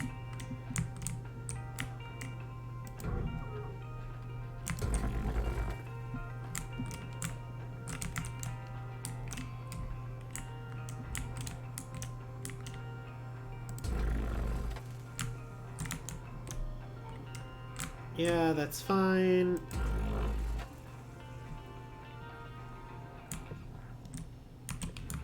There you go. Okay.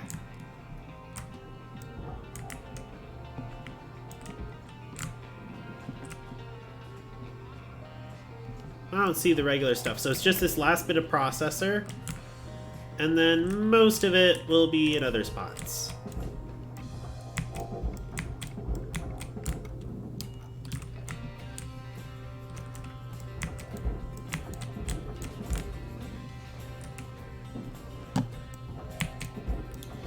I'm hoping we can get to meet the crew today, and then like Friday, I'm hoping the idea would be to get through chapter 1. That's my hope, is like we can get all the way through the first big chapter. Credits awarded.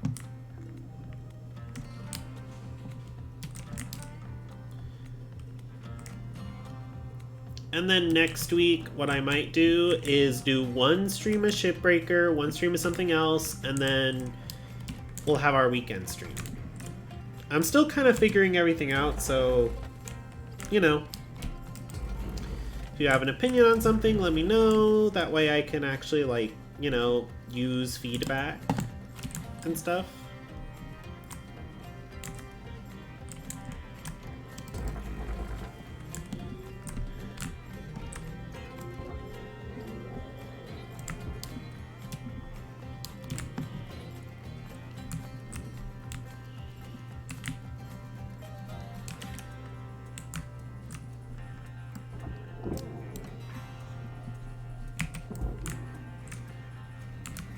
Raw material deposited.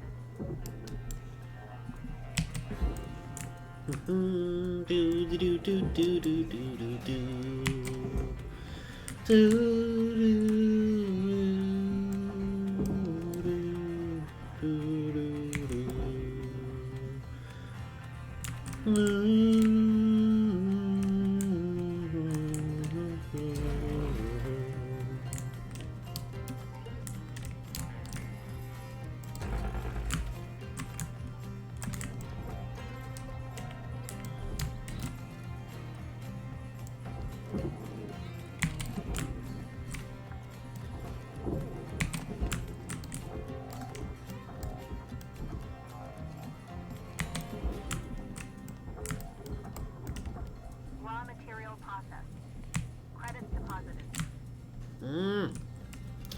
It's so frustrating to get this last piece. I just want to get it to 5. I just want to get to 5. Maybe I could get there only with the lights. You guys think I could get to 5 with just the rest of the lights?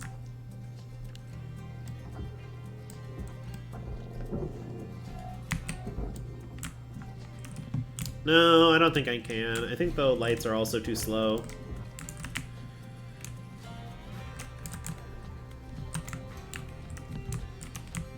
Warning. Oxygen reserves are low.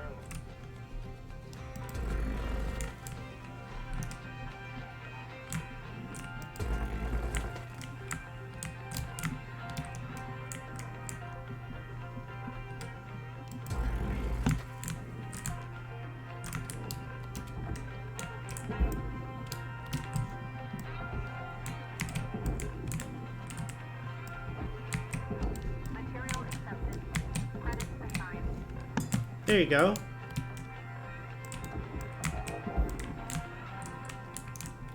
Oh, that's why it's been so difficult. Oh my god, there's still one left. Links recommends avoiding stressful workplace situations while oxygen levels are low.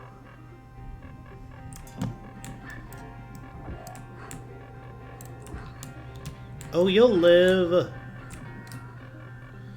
It is kind of cool though that it does make these like, ooh, panicky noises.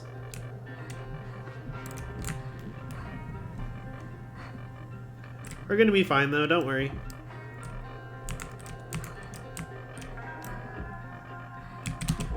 Oh, okay, we might not be fine.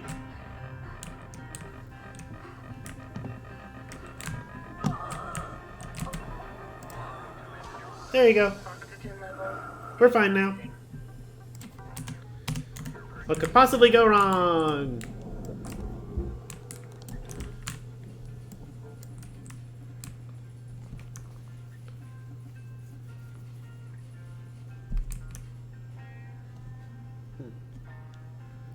What, don't you think so? Sorry, I got distracted by the game. Sorry.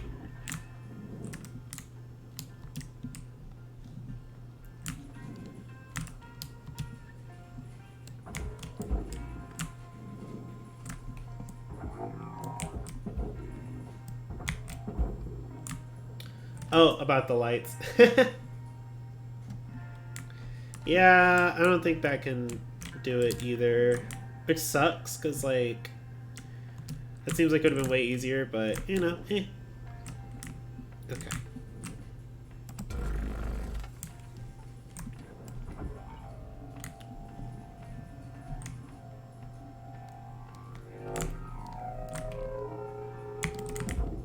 Raw material deposited.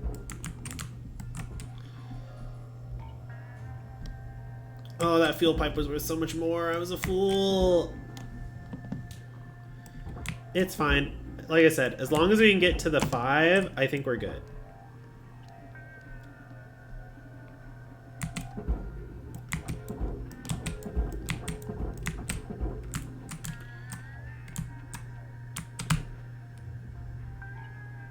Yeah, baby. Okay, we're good. Transferring credits. I just want as much of those repair stuff as we can right now.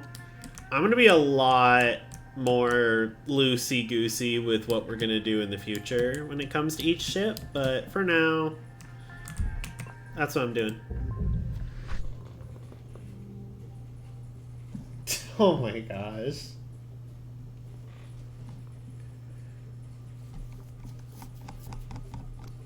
Horny! Bonk! Bonk so horny. Station level has been achieved. Oh, the prestigious rank of beginner.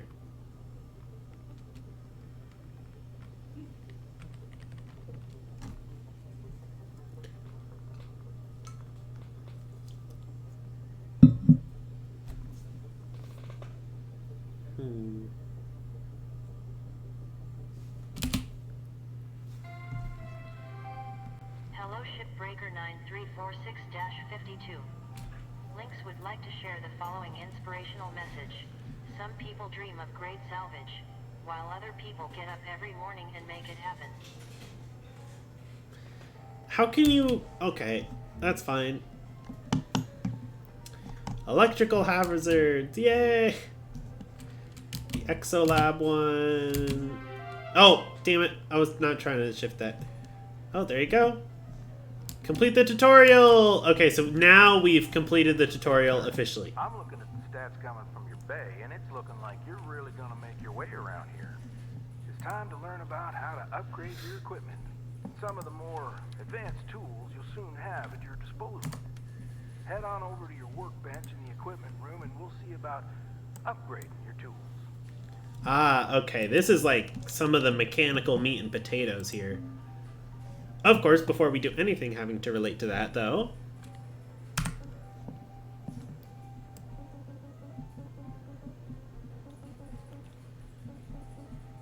Yeah!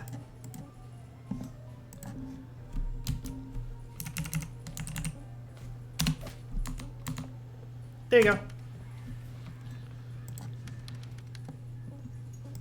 Equipment. This straight from the manual.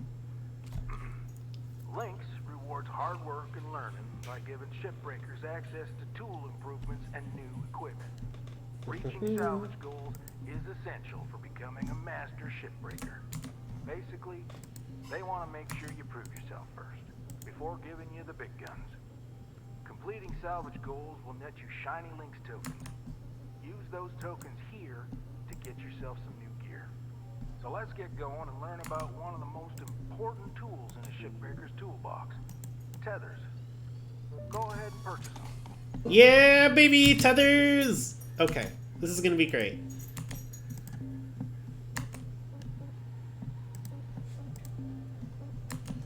Yeah, as you guys can see, there's like upgrades for a whole bunch of stuff. We're gonna get into the upgrades like in earnest later. But oh, I should show you.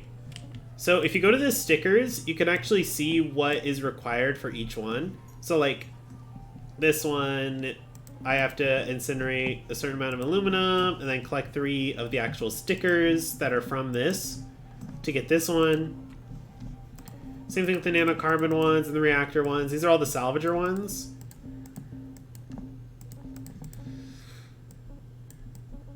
But there's some really good ones. This one is the debt-free one. The time is money. That's the debt-free.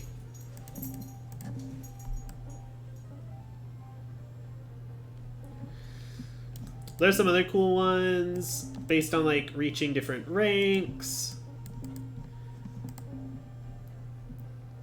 This one is if you die a bunch. Same thing with that. Yeah, there's another one, Furnace God Worshipper. You die from the furnace. Complete all the contract objectives. Like, there's a whole bunch of cool stuff. This is the one that I really want, though, is the Stay Hydrated one and the Clean Your Plate ones. I really want those. And there's, like, posters you can find. I really like that ones as well. I really want to get some of the ghost ship ones. Ghost ships were not in when I first played the game, and I really, really want to explore some of those. You can also get, like, unique ships that occasionally show up. I'm really excited for those, but anyway. I haven't gone too much into them yet, but that's, like, all the really cool stuff that I'm really excited for. That was not around when I first started. It's gonna be really cool. Is Lynx a pun? No.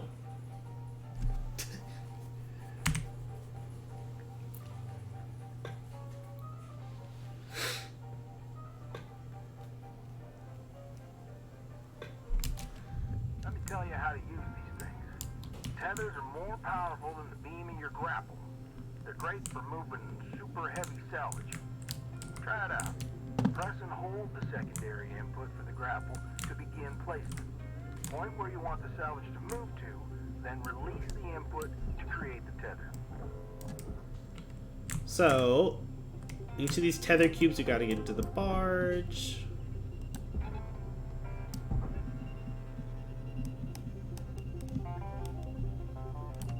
Great.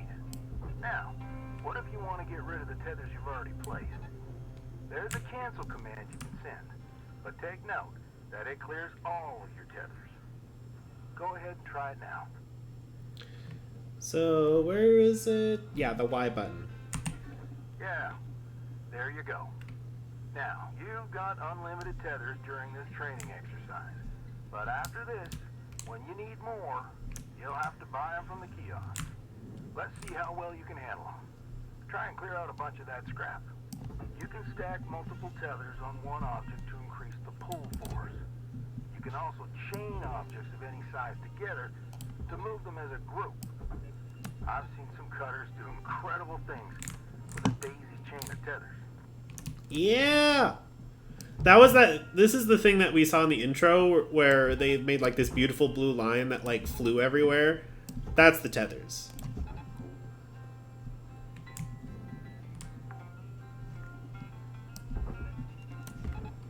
Salvage deposit accepted. Credits transferred.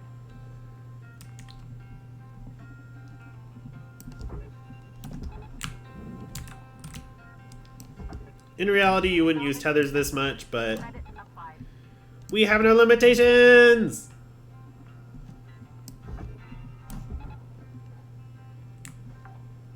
All right.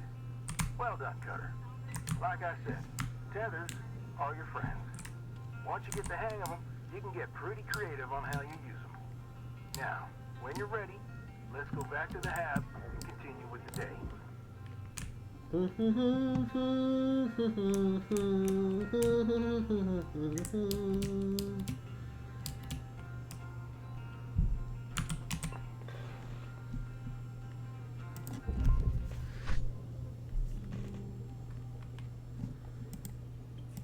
Yep, and we earned $17.50.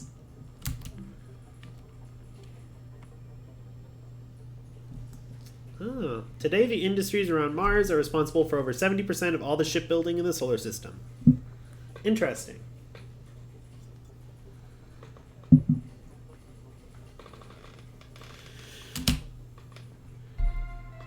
Hello, Shipbreaker. This is your morning wake-up call. Okay, yeah, so this is the thing. Every single day in this game that we are playing, we're losing about $500,000-ish.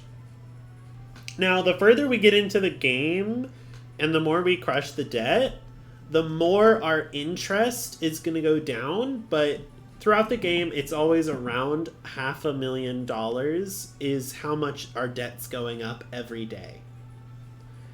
So that's going to be about how much it moves for now.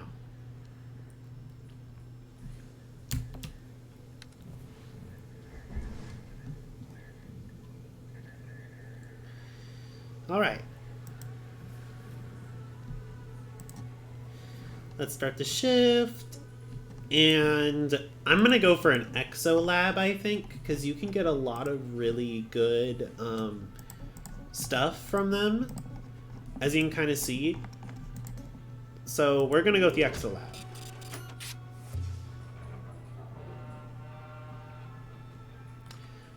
Fun fact, the first recorded stickers were recovered from Ed's Pizza Palace and portrayed a holographic alien. Cutter, it is my distinct honor and privilege to introduce you to the rest of the crew in our sector. Story! The actual story of the game! Hey, Rook. Name's Liz. I was the worm until you showed up, so thank you. Now I get to do the hazing.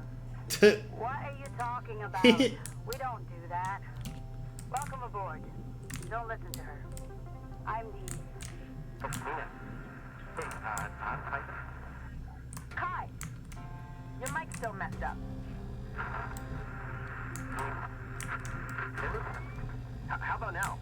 There you go. Oh, Oh, whoopsies. He's a Kai. character in a video game. Mic's still busted, huh? Oh, yeah, still waiting on direct. Heaven forbid they give it functional here. I'm sure they're working on it as fast as they can. Cutter, I added you to the sector comms channel. It can get lonely out here. Helps to check in with each other from time to time. All right, enough chin wagging. Let's get back to it. Weaver out. Goodbye. Bye. Later, Rook. I like Lou. She's fun. But yeah, we're gonna just say fuck the corpos in a little bit in this game, so you know. But that's really the majority of the story I know. Like, after we get to some of that stuff, like, I don't know.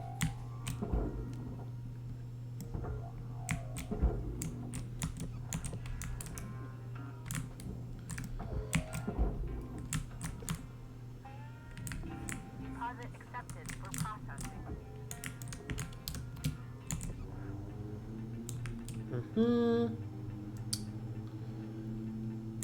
So that's all of that.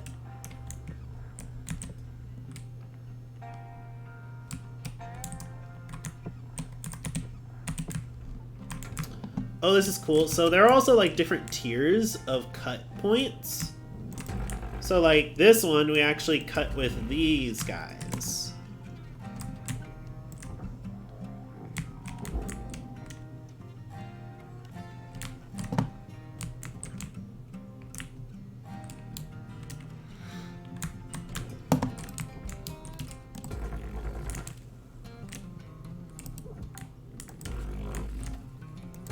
Salvage registered. Transferring. No! Fuck! Shit, I hit the communications tower. I wasn't paying attention. God damn it. Okay, that's fine. That just... Oh, that sucks. It's okay, though. We still got a lot of stuff we can work off the barge.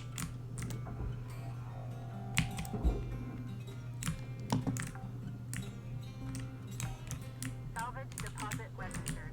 Account credited. Okay.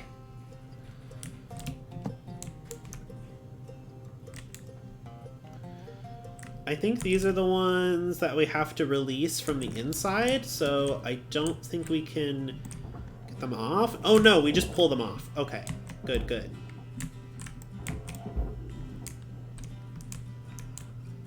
Ah, okay, here we are. So we do have the electrical on this one. Yeah, I can show y'all, like, we can actually, like, go over to these, I believe, and, like, use them, I want to say. I guess not this one right now, but we can use the power systems. Applying credit to account.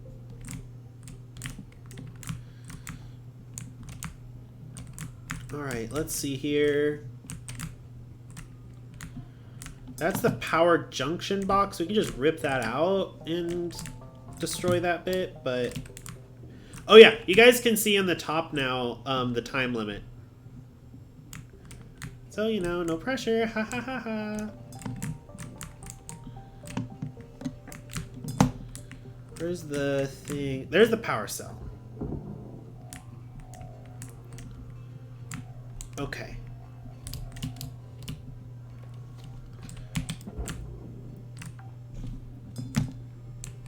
Salvage accepted.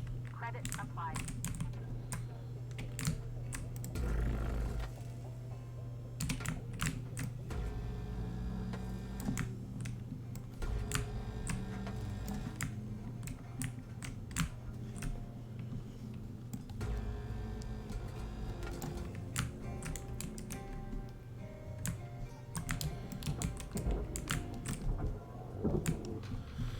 And that's a big ol' zoom. Salvage secured. Applying credit. Warning. Oxygen reserves are dropping. Yeah.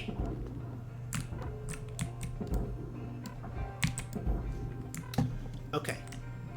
Valuable object processed. Credit awarded.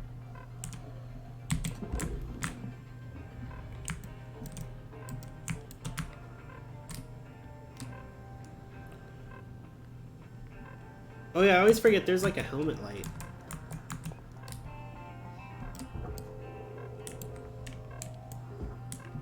Yeah, bootstrap simulator. Yeah, that's a really accurate way of describing this game. Warning. Critical oxygen levels detected. Welcome to Metatron 9000. Oxygen levels stabilizing.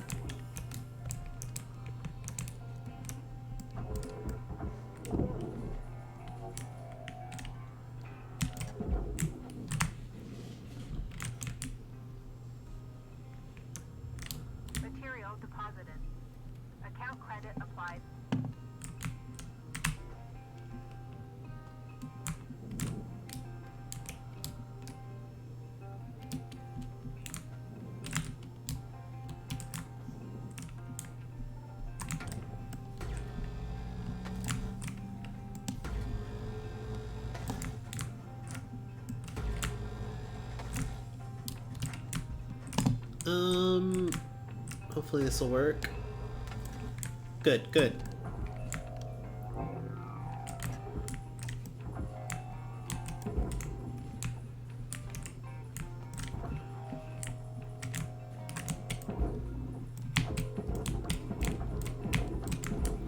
Okay, now we're gonna pull out all the powered stuff.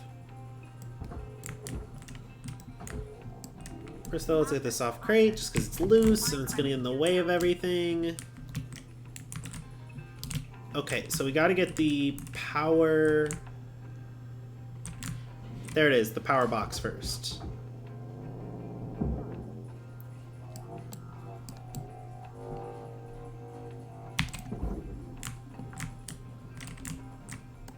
Salvage deposit secured. Credits awarded. Boop. Yeah, this is what I was meaning by valuable. Each of these computer terminals is worth so much money.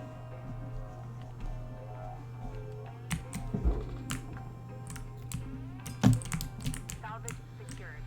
Because, you know, much like real life, computers take a shitload of valuable components. You guys ever think about how the fact that, like, Salvage deposit confirmed. we have so much gold in everything in our everyday lives because of computers? Like, even really poor people probably have more contact with, like, really high quality gold in modern times than, like, anybody else ever has. Credits deposited. Instead, it was like a giant guy. That sounds like a fun idea for a really weird D&D campaign. Almost as if there's a D&D campaign we've been thinking about playing, or I've been thinking about playing, that involves living inside of a giant guy. Credit.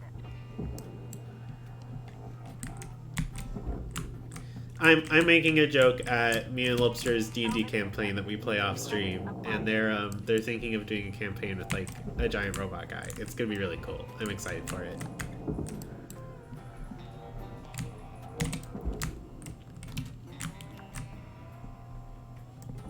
Salvage deposit secured. Credits awarded.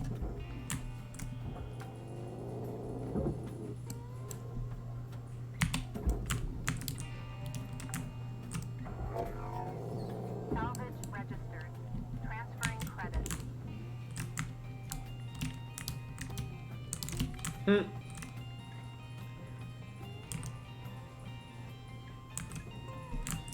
The valuation of gold is like fake. I thought gold was actually like a really useful like material though. Like it's not insanely common from what I understand. Salvage deposit accepted. All right, Cutter. You got 5 minutes left in this ship before they turn the lights out on you. Pitter patter.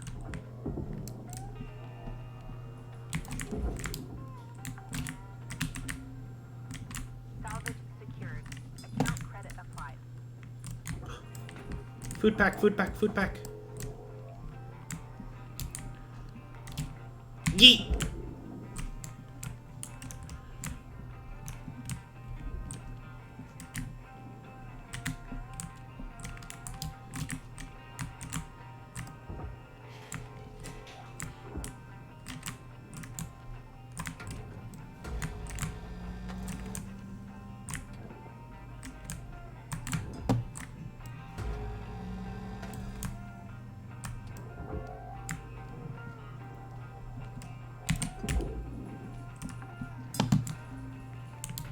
Salvage secured. Applying credit.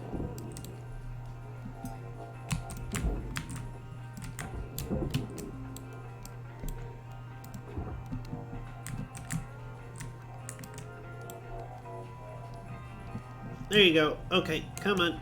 With me. To the processor. Come on, Dort. To the big blue scary hole. Deposit accepted for processing. Oh, huh. Are low. That's interesting. Asphyxiation can lead to missed salvage goals. I mean, there are still other like really valuable computer parts though, right? Or am I like completely wrong on that one? Because like I thought there was like a whole issue with like cobalt and stuff or something. It's actually kind of funny because like Cobalt was originally considered like a junk metal, and now we like need a bunch of it. Oxygen levels stabilizing.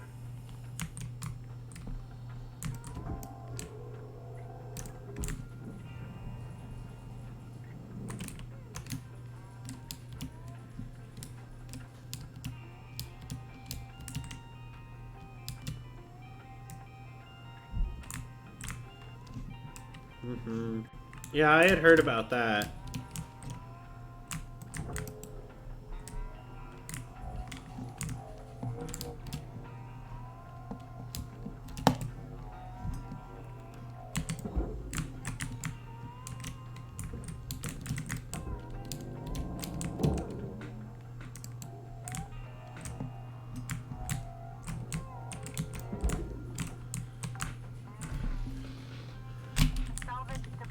Oh, there's a poster!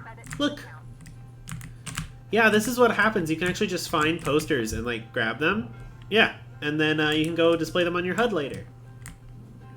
Or not on your HUD, but in your HAB. That's the word.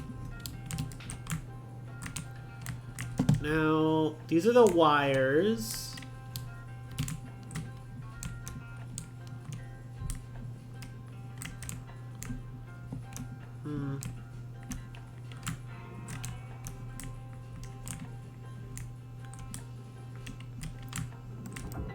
Oh well, I'll deal with that later. I want to at least get to 2 in this. See, there you go. Deposit registered. Account credited.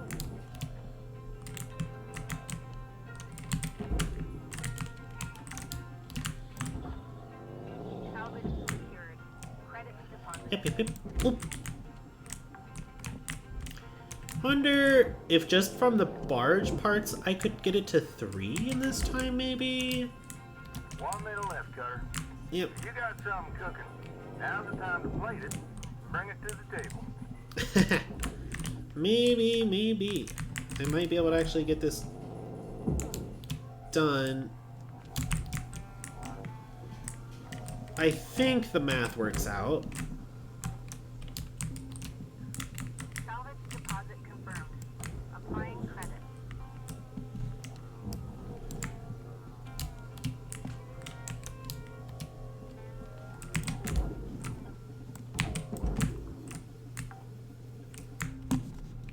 Salvage deposit secured. Credits awarded. Do do do do do do do do do do do do do do.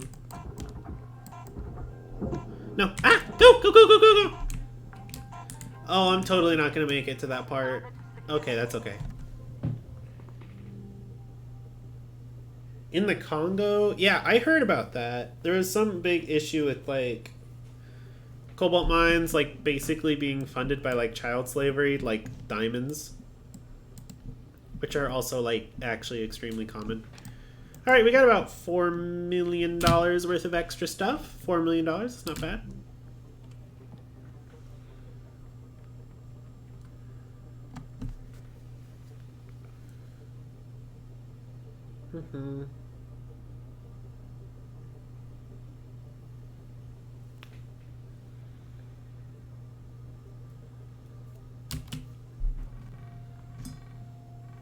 Hello, Shipbreaker. You have 1 incoming transmission waiting.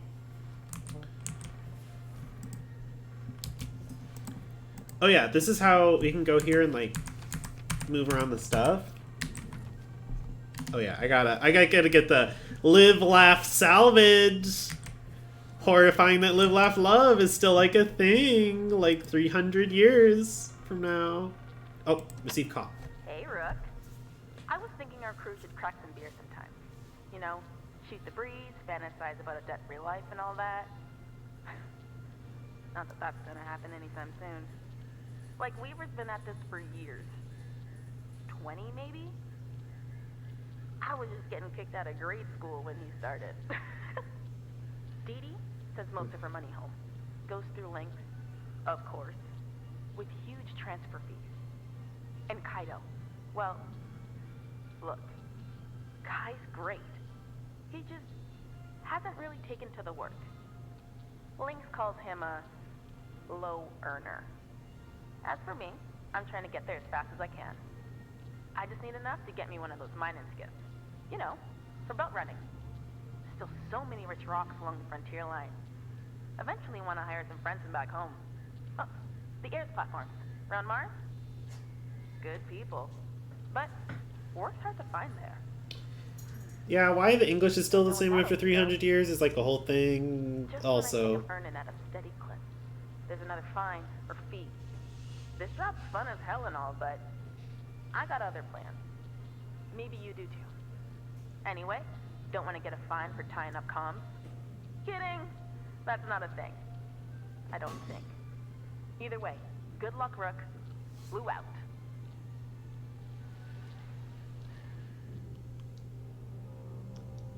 Good morning, Cutter Okay. 9346-52. Oh, our number. Would like to wish you a happy and productive day. Okay. Yeah, poster.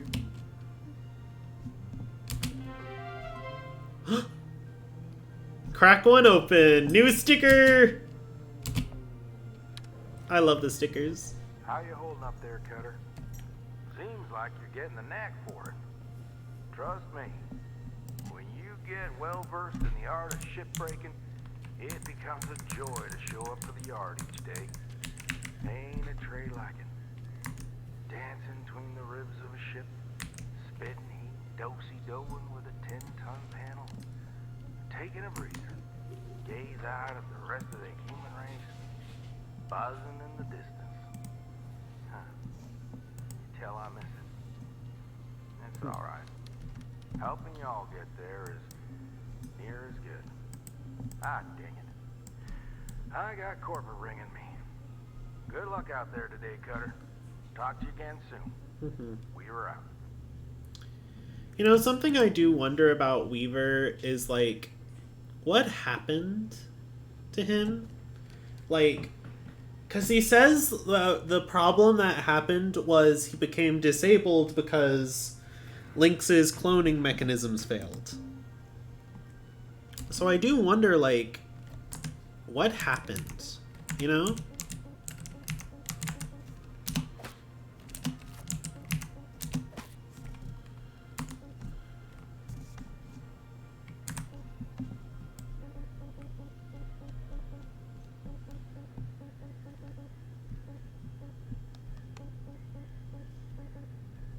Oh, I thought I had another sticker. I don't. That's okay.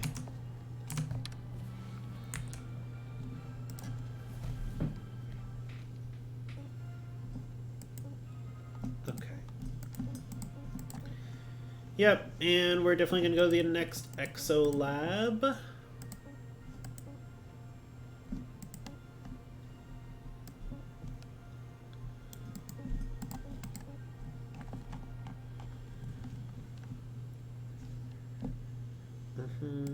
Yep, this one.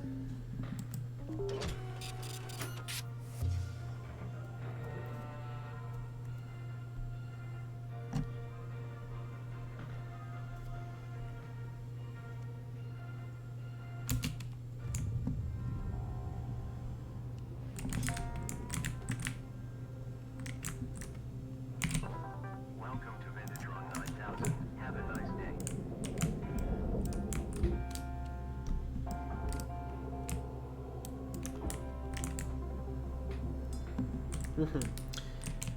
And this is something kind of cool. So even though this is the same, like, ship model in general, there are some small things that are different about it.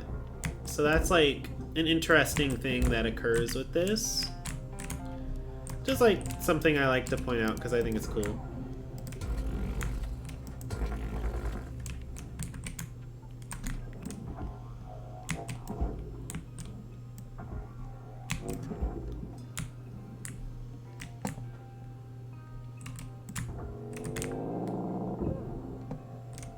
Salvage deposited. Applying credit to account. And skadoosh. Salvage registered. Transferring credits.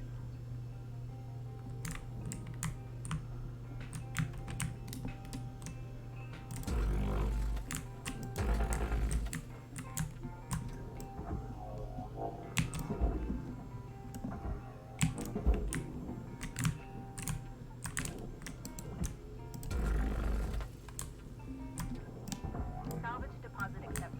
Credits transferred.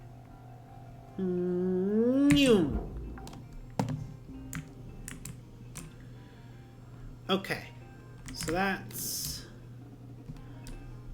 We're already almost at 1, and it's not even been 5 minutes yet. Nice.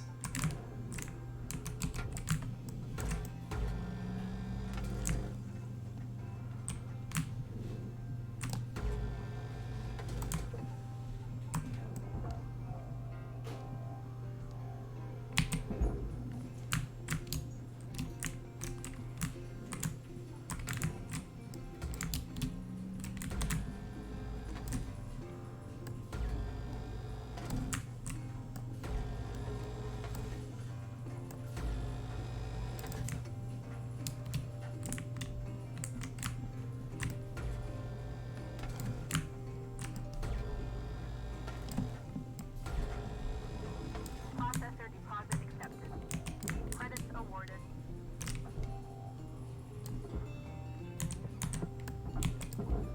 Alright, that one's gonna go in there.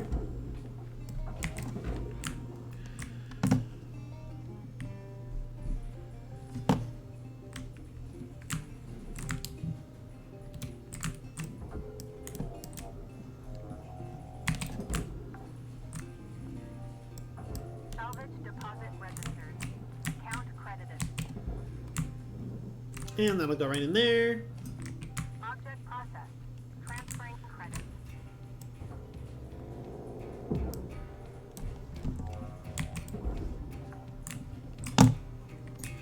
Salvage secured. Account credit applied.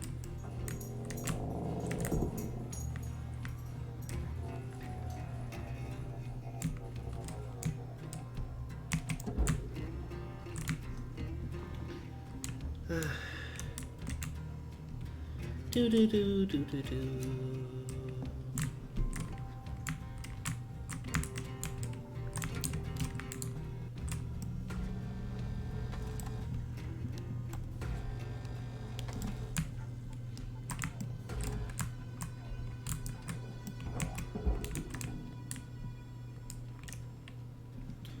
Did you guys hear that? That weird little like noise.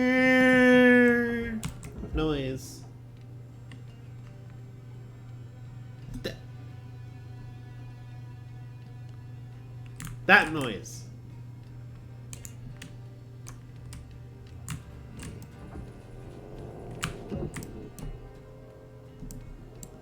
Yeah, like what is that? Salvage secured. Credits deposited. Aliens, like, definitely possible for it to be aliens. Also, hi, Lord Coffee. Nice to see ya. Valuable object accepted for processing. At least, like, if it's aliens, it's probably not interstellar ones, because, like, the humans in this have only gone to Jupiter.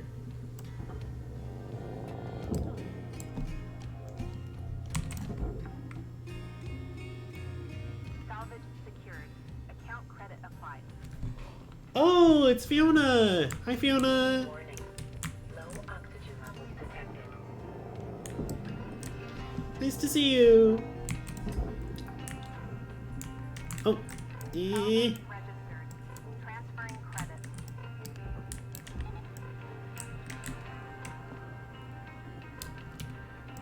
oh gosh. Stop, stop, stop, stop, stop, stop, stop, stop. And going forward.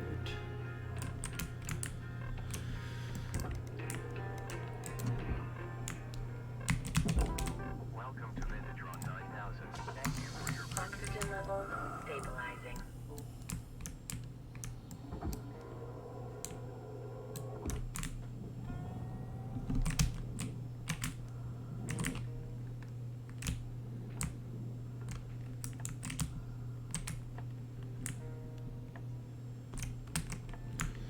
Oof. Okay. Huh. Are all the entrances on the bottom on this one? Or is it just all on the other side? I think it's just all on the other side.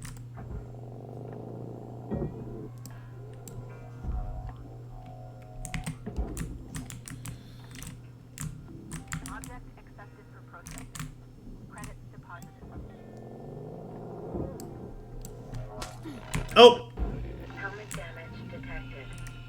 Yep, I told you. That's something I do all the time. I just pull things right into my face. Oh, we're gonna be listening to some classical for a second. Salvage deposit registered. Account credited.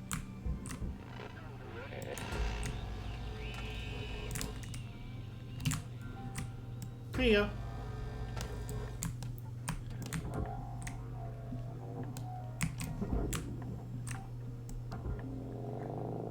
Salvage secured. Applying credit.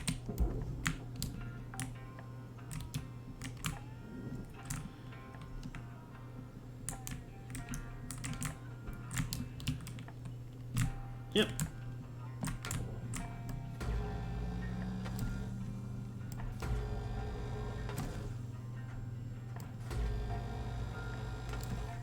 Dooty dooty doo.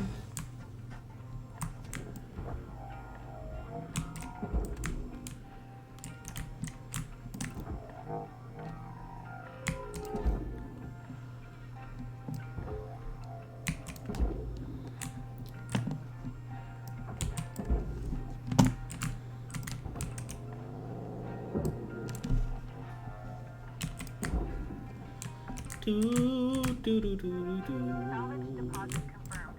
Do do do do do do. Do do. Ow, God! Warning. Critical helmet damage. Oh shit!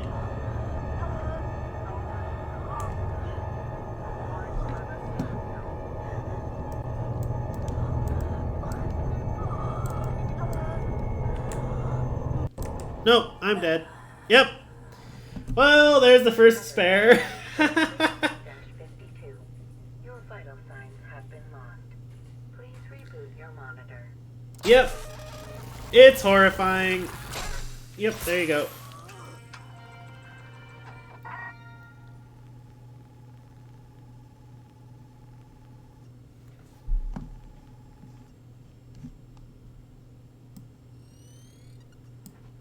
All right. Breathe. You okay? Got yourself good there. Don't sweat it. Happens to the best of us. Always good to review your spare replacement form. See how you can avoid future mishaps. Too many spares will rack up the debt, and that's how they get you. Okay, let's get back to work. We're out.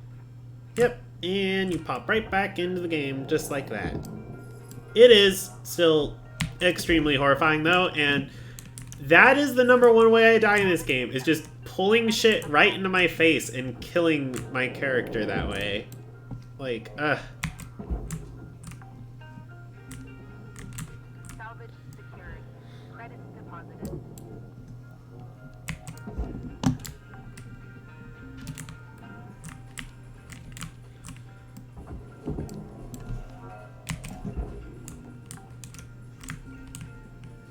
Salvage secured. Applying credit.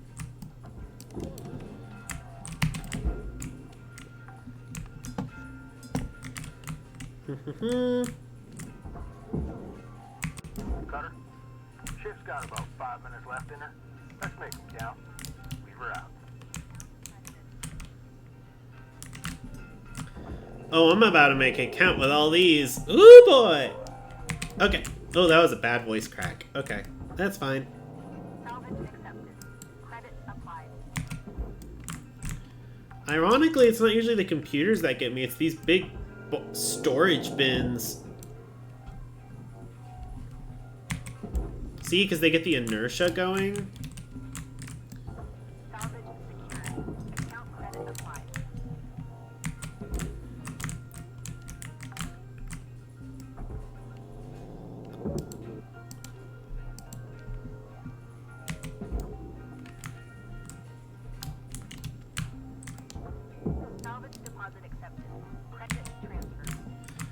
I do really love the music in this game, by the way. I'm pretty sure I already mentioned that, but it's like, I love it when sci-fi has Americana in it for some reason, like, or folk music. It's such a cool, like, juxtaposition, I guess, even though it's not necessarily a juxtaposition in, like, the normal way. I don't know, I just think it's neat.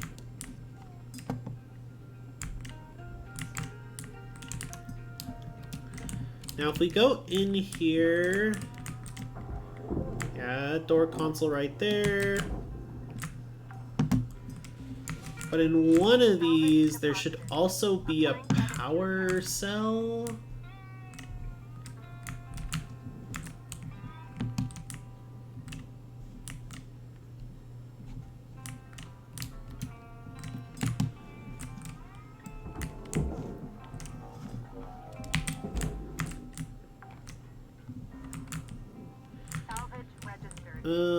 At least I think there is. Is there not a power cell? There it is!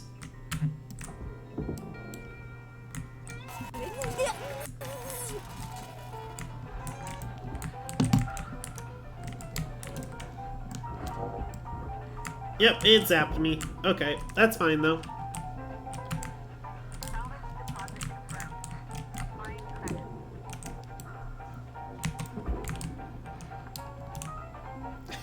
I do kind of like the sound effect they make for when you get zapped. She's just like... Bzzz.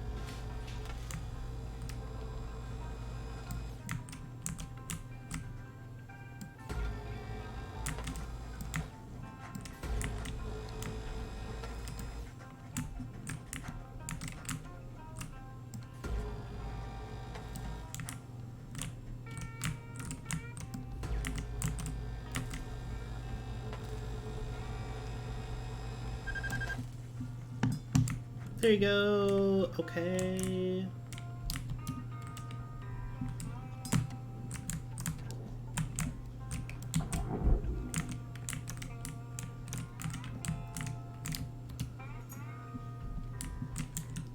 Ship's almost done in the middle, Cutter. 1 minute left. Oxygen reserves are low. Note that excess carbon dioxide can cause damage to Link's equipment.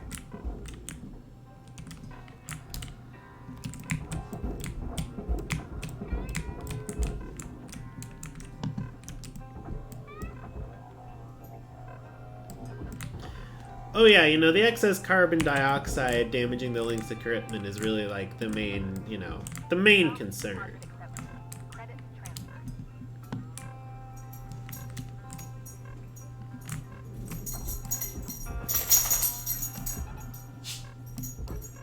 Oxygen reserves are critical. Please contact your plant administrator to add asphyxiation coverage. I'm not gonna worry about the O2 because we still, like, it's 5 seconds. We're fine. Yep, we're good. We only destroyed 1 light accidentally and made 6,000. Yay, we got to 5! License level increased.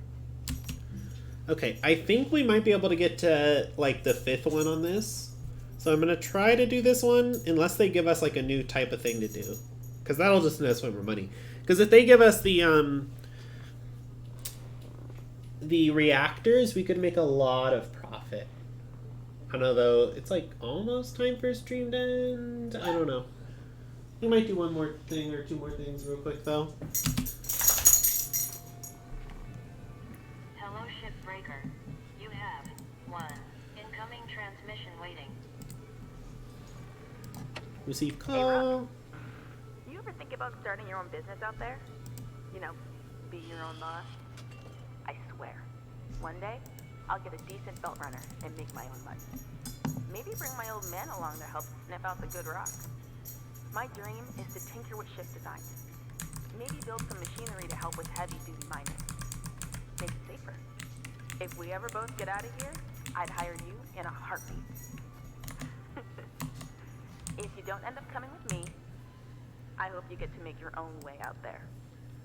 Definitely ping me if you do. Blue out. Yep, there you go. Back to bed.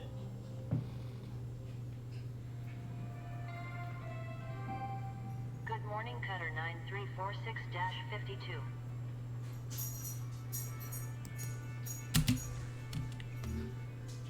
Ooh, okay, this is a cool one. The Atlas Scout, purpose engineered for getting away and back in the blink of an eye, sporting a pair of Starleap's proprietary quasar thrusters. Those things are worth so much money. Atlas, powerful, dependable, enduring, the foundation of a better world. There you go. Starleap Heavy Industries. Oh. Yep, reactors. Okay. Maybe... Oh, should I leave reactors for next time, Think maybe? it's time for you to learn about the motherlode Hoo-hoo-hoo. ship. The reactor. Most dangerous part of shipbreaking. But you got this. Continue when you're ready, Cutter. We're gonna get the stuff first from in here, and then I think next time we might have that be the next part.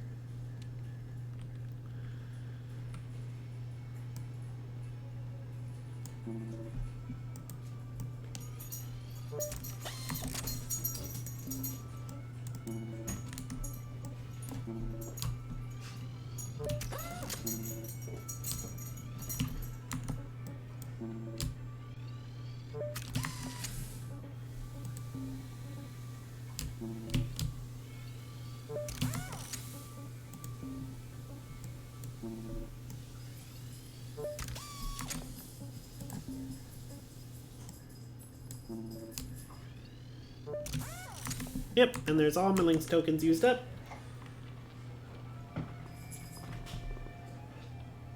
Well, we've passed 2.5 hours, but yeah. Thanks for coming around, everyone. It was really nice seeing everybody. Just to remind y'all, I've been Harley Claus. It's been really nice seeing everyone.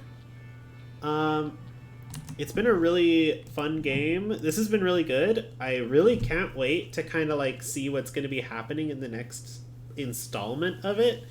We're already almost at the point kind of where I was. I stopped at about... I hadn't gotten to...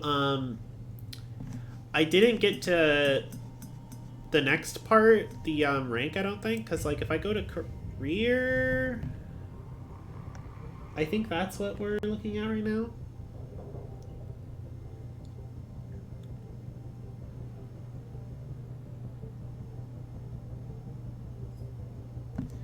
Oh, ha. The processor is named after Eugene L. Processor, who invented the furnace.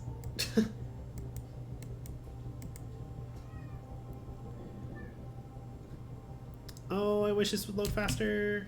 Oh, did it replace it? Oh, it might have replaced it. Good morning.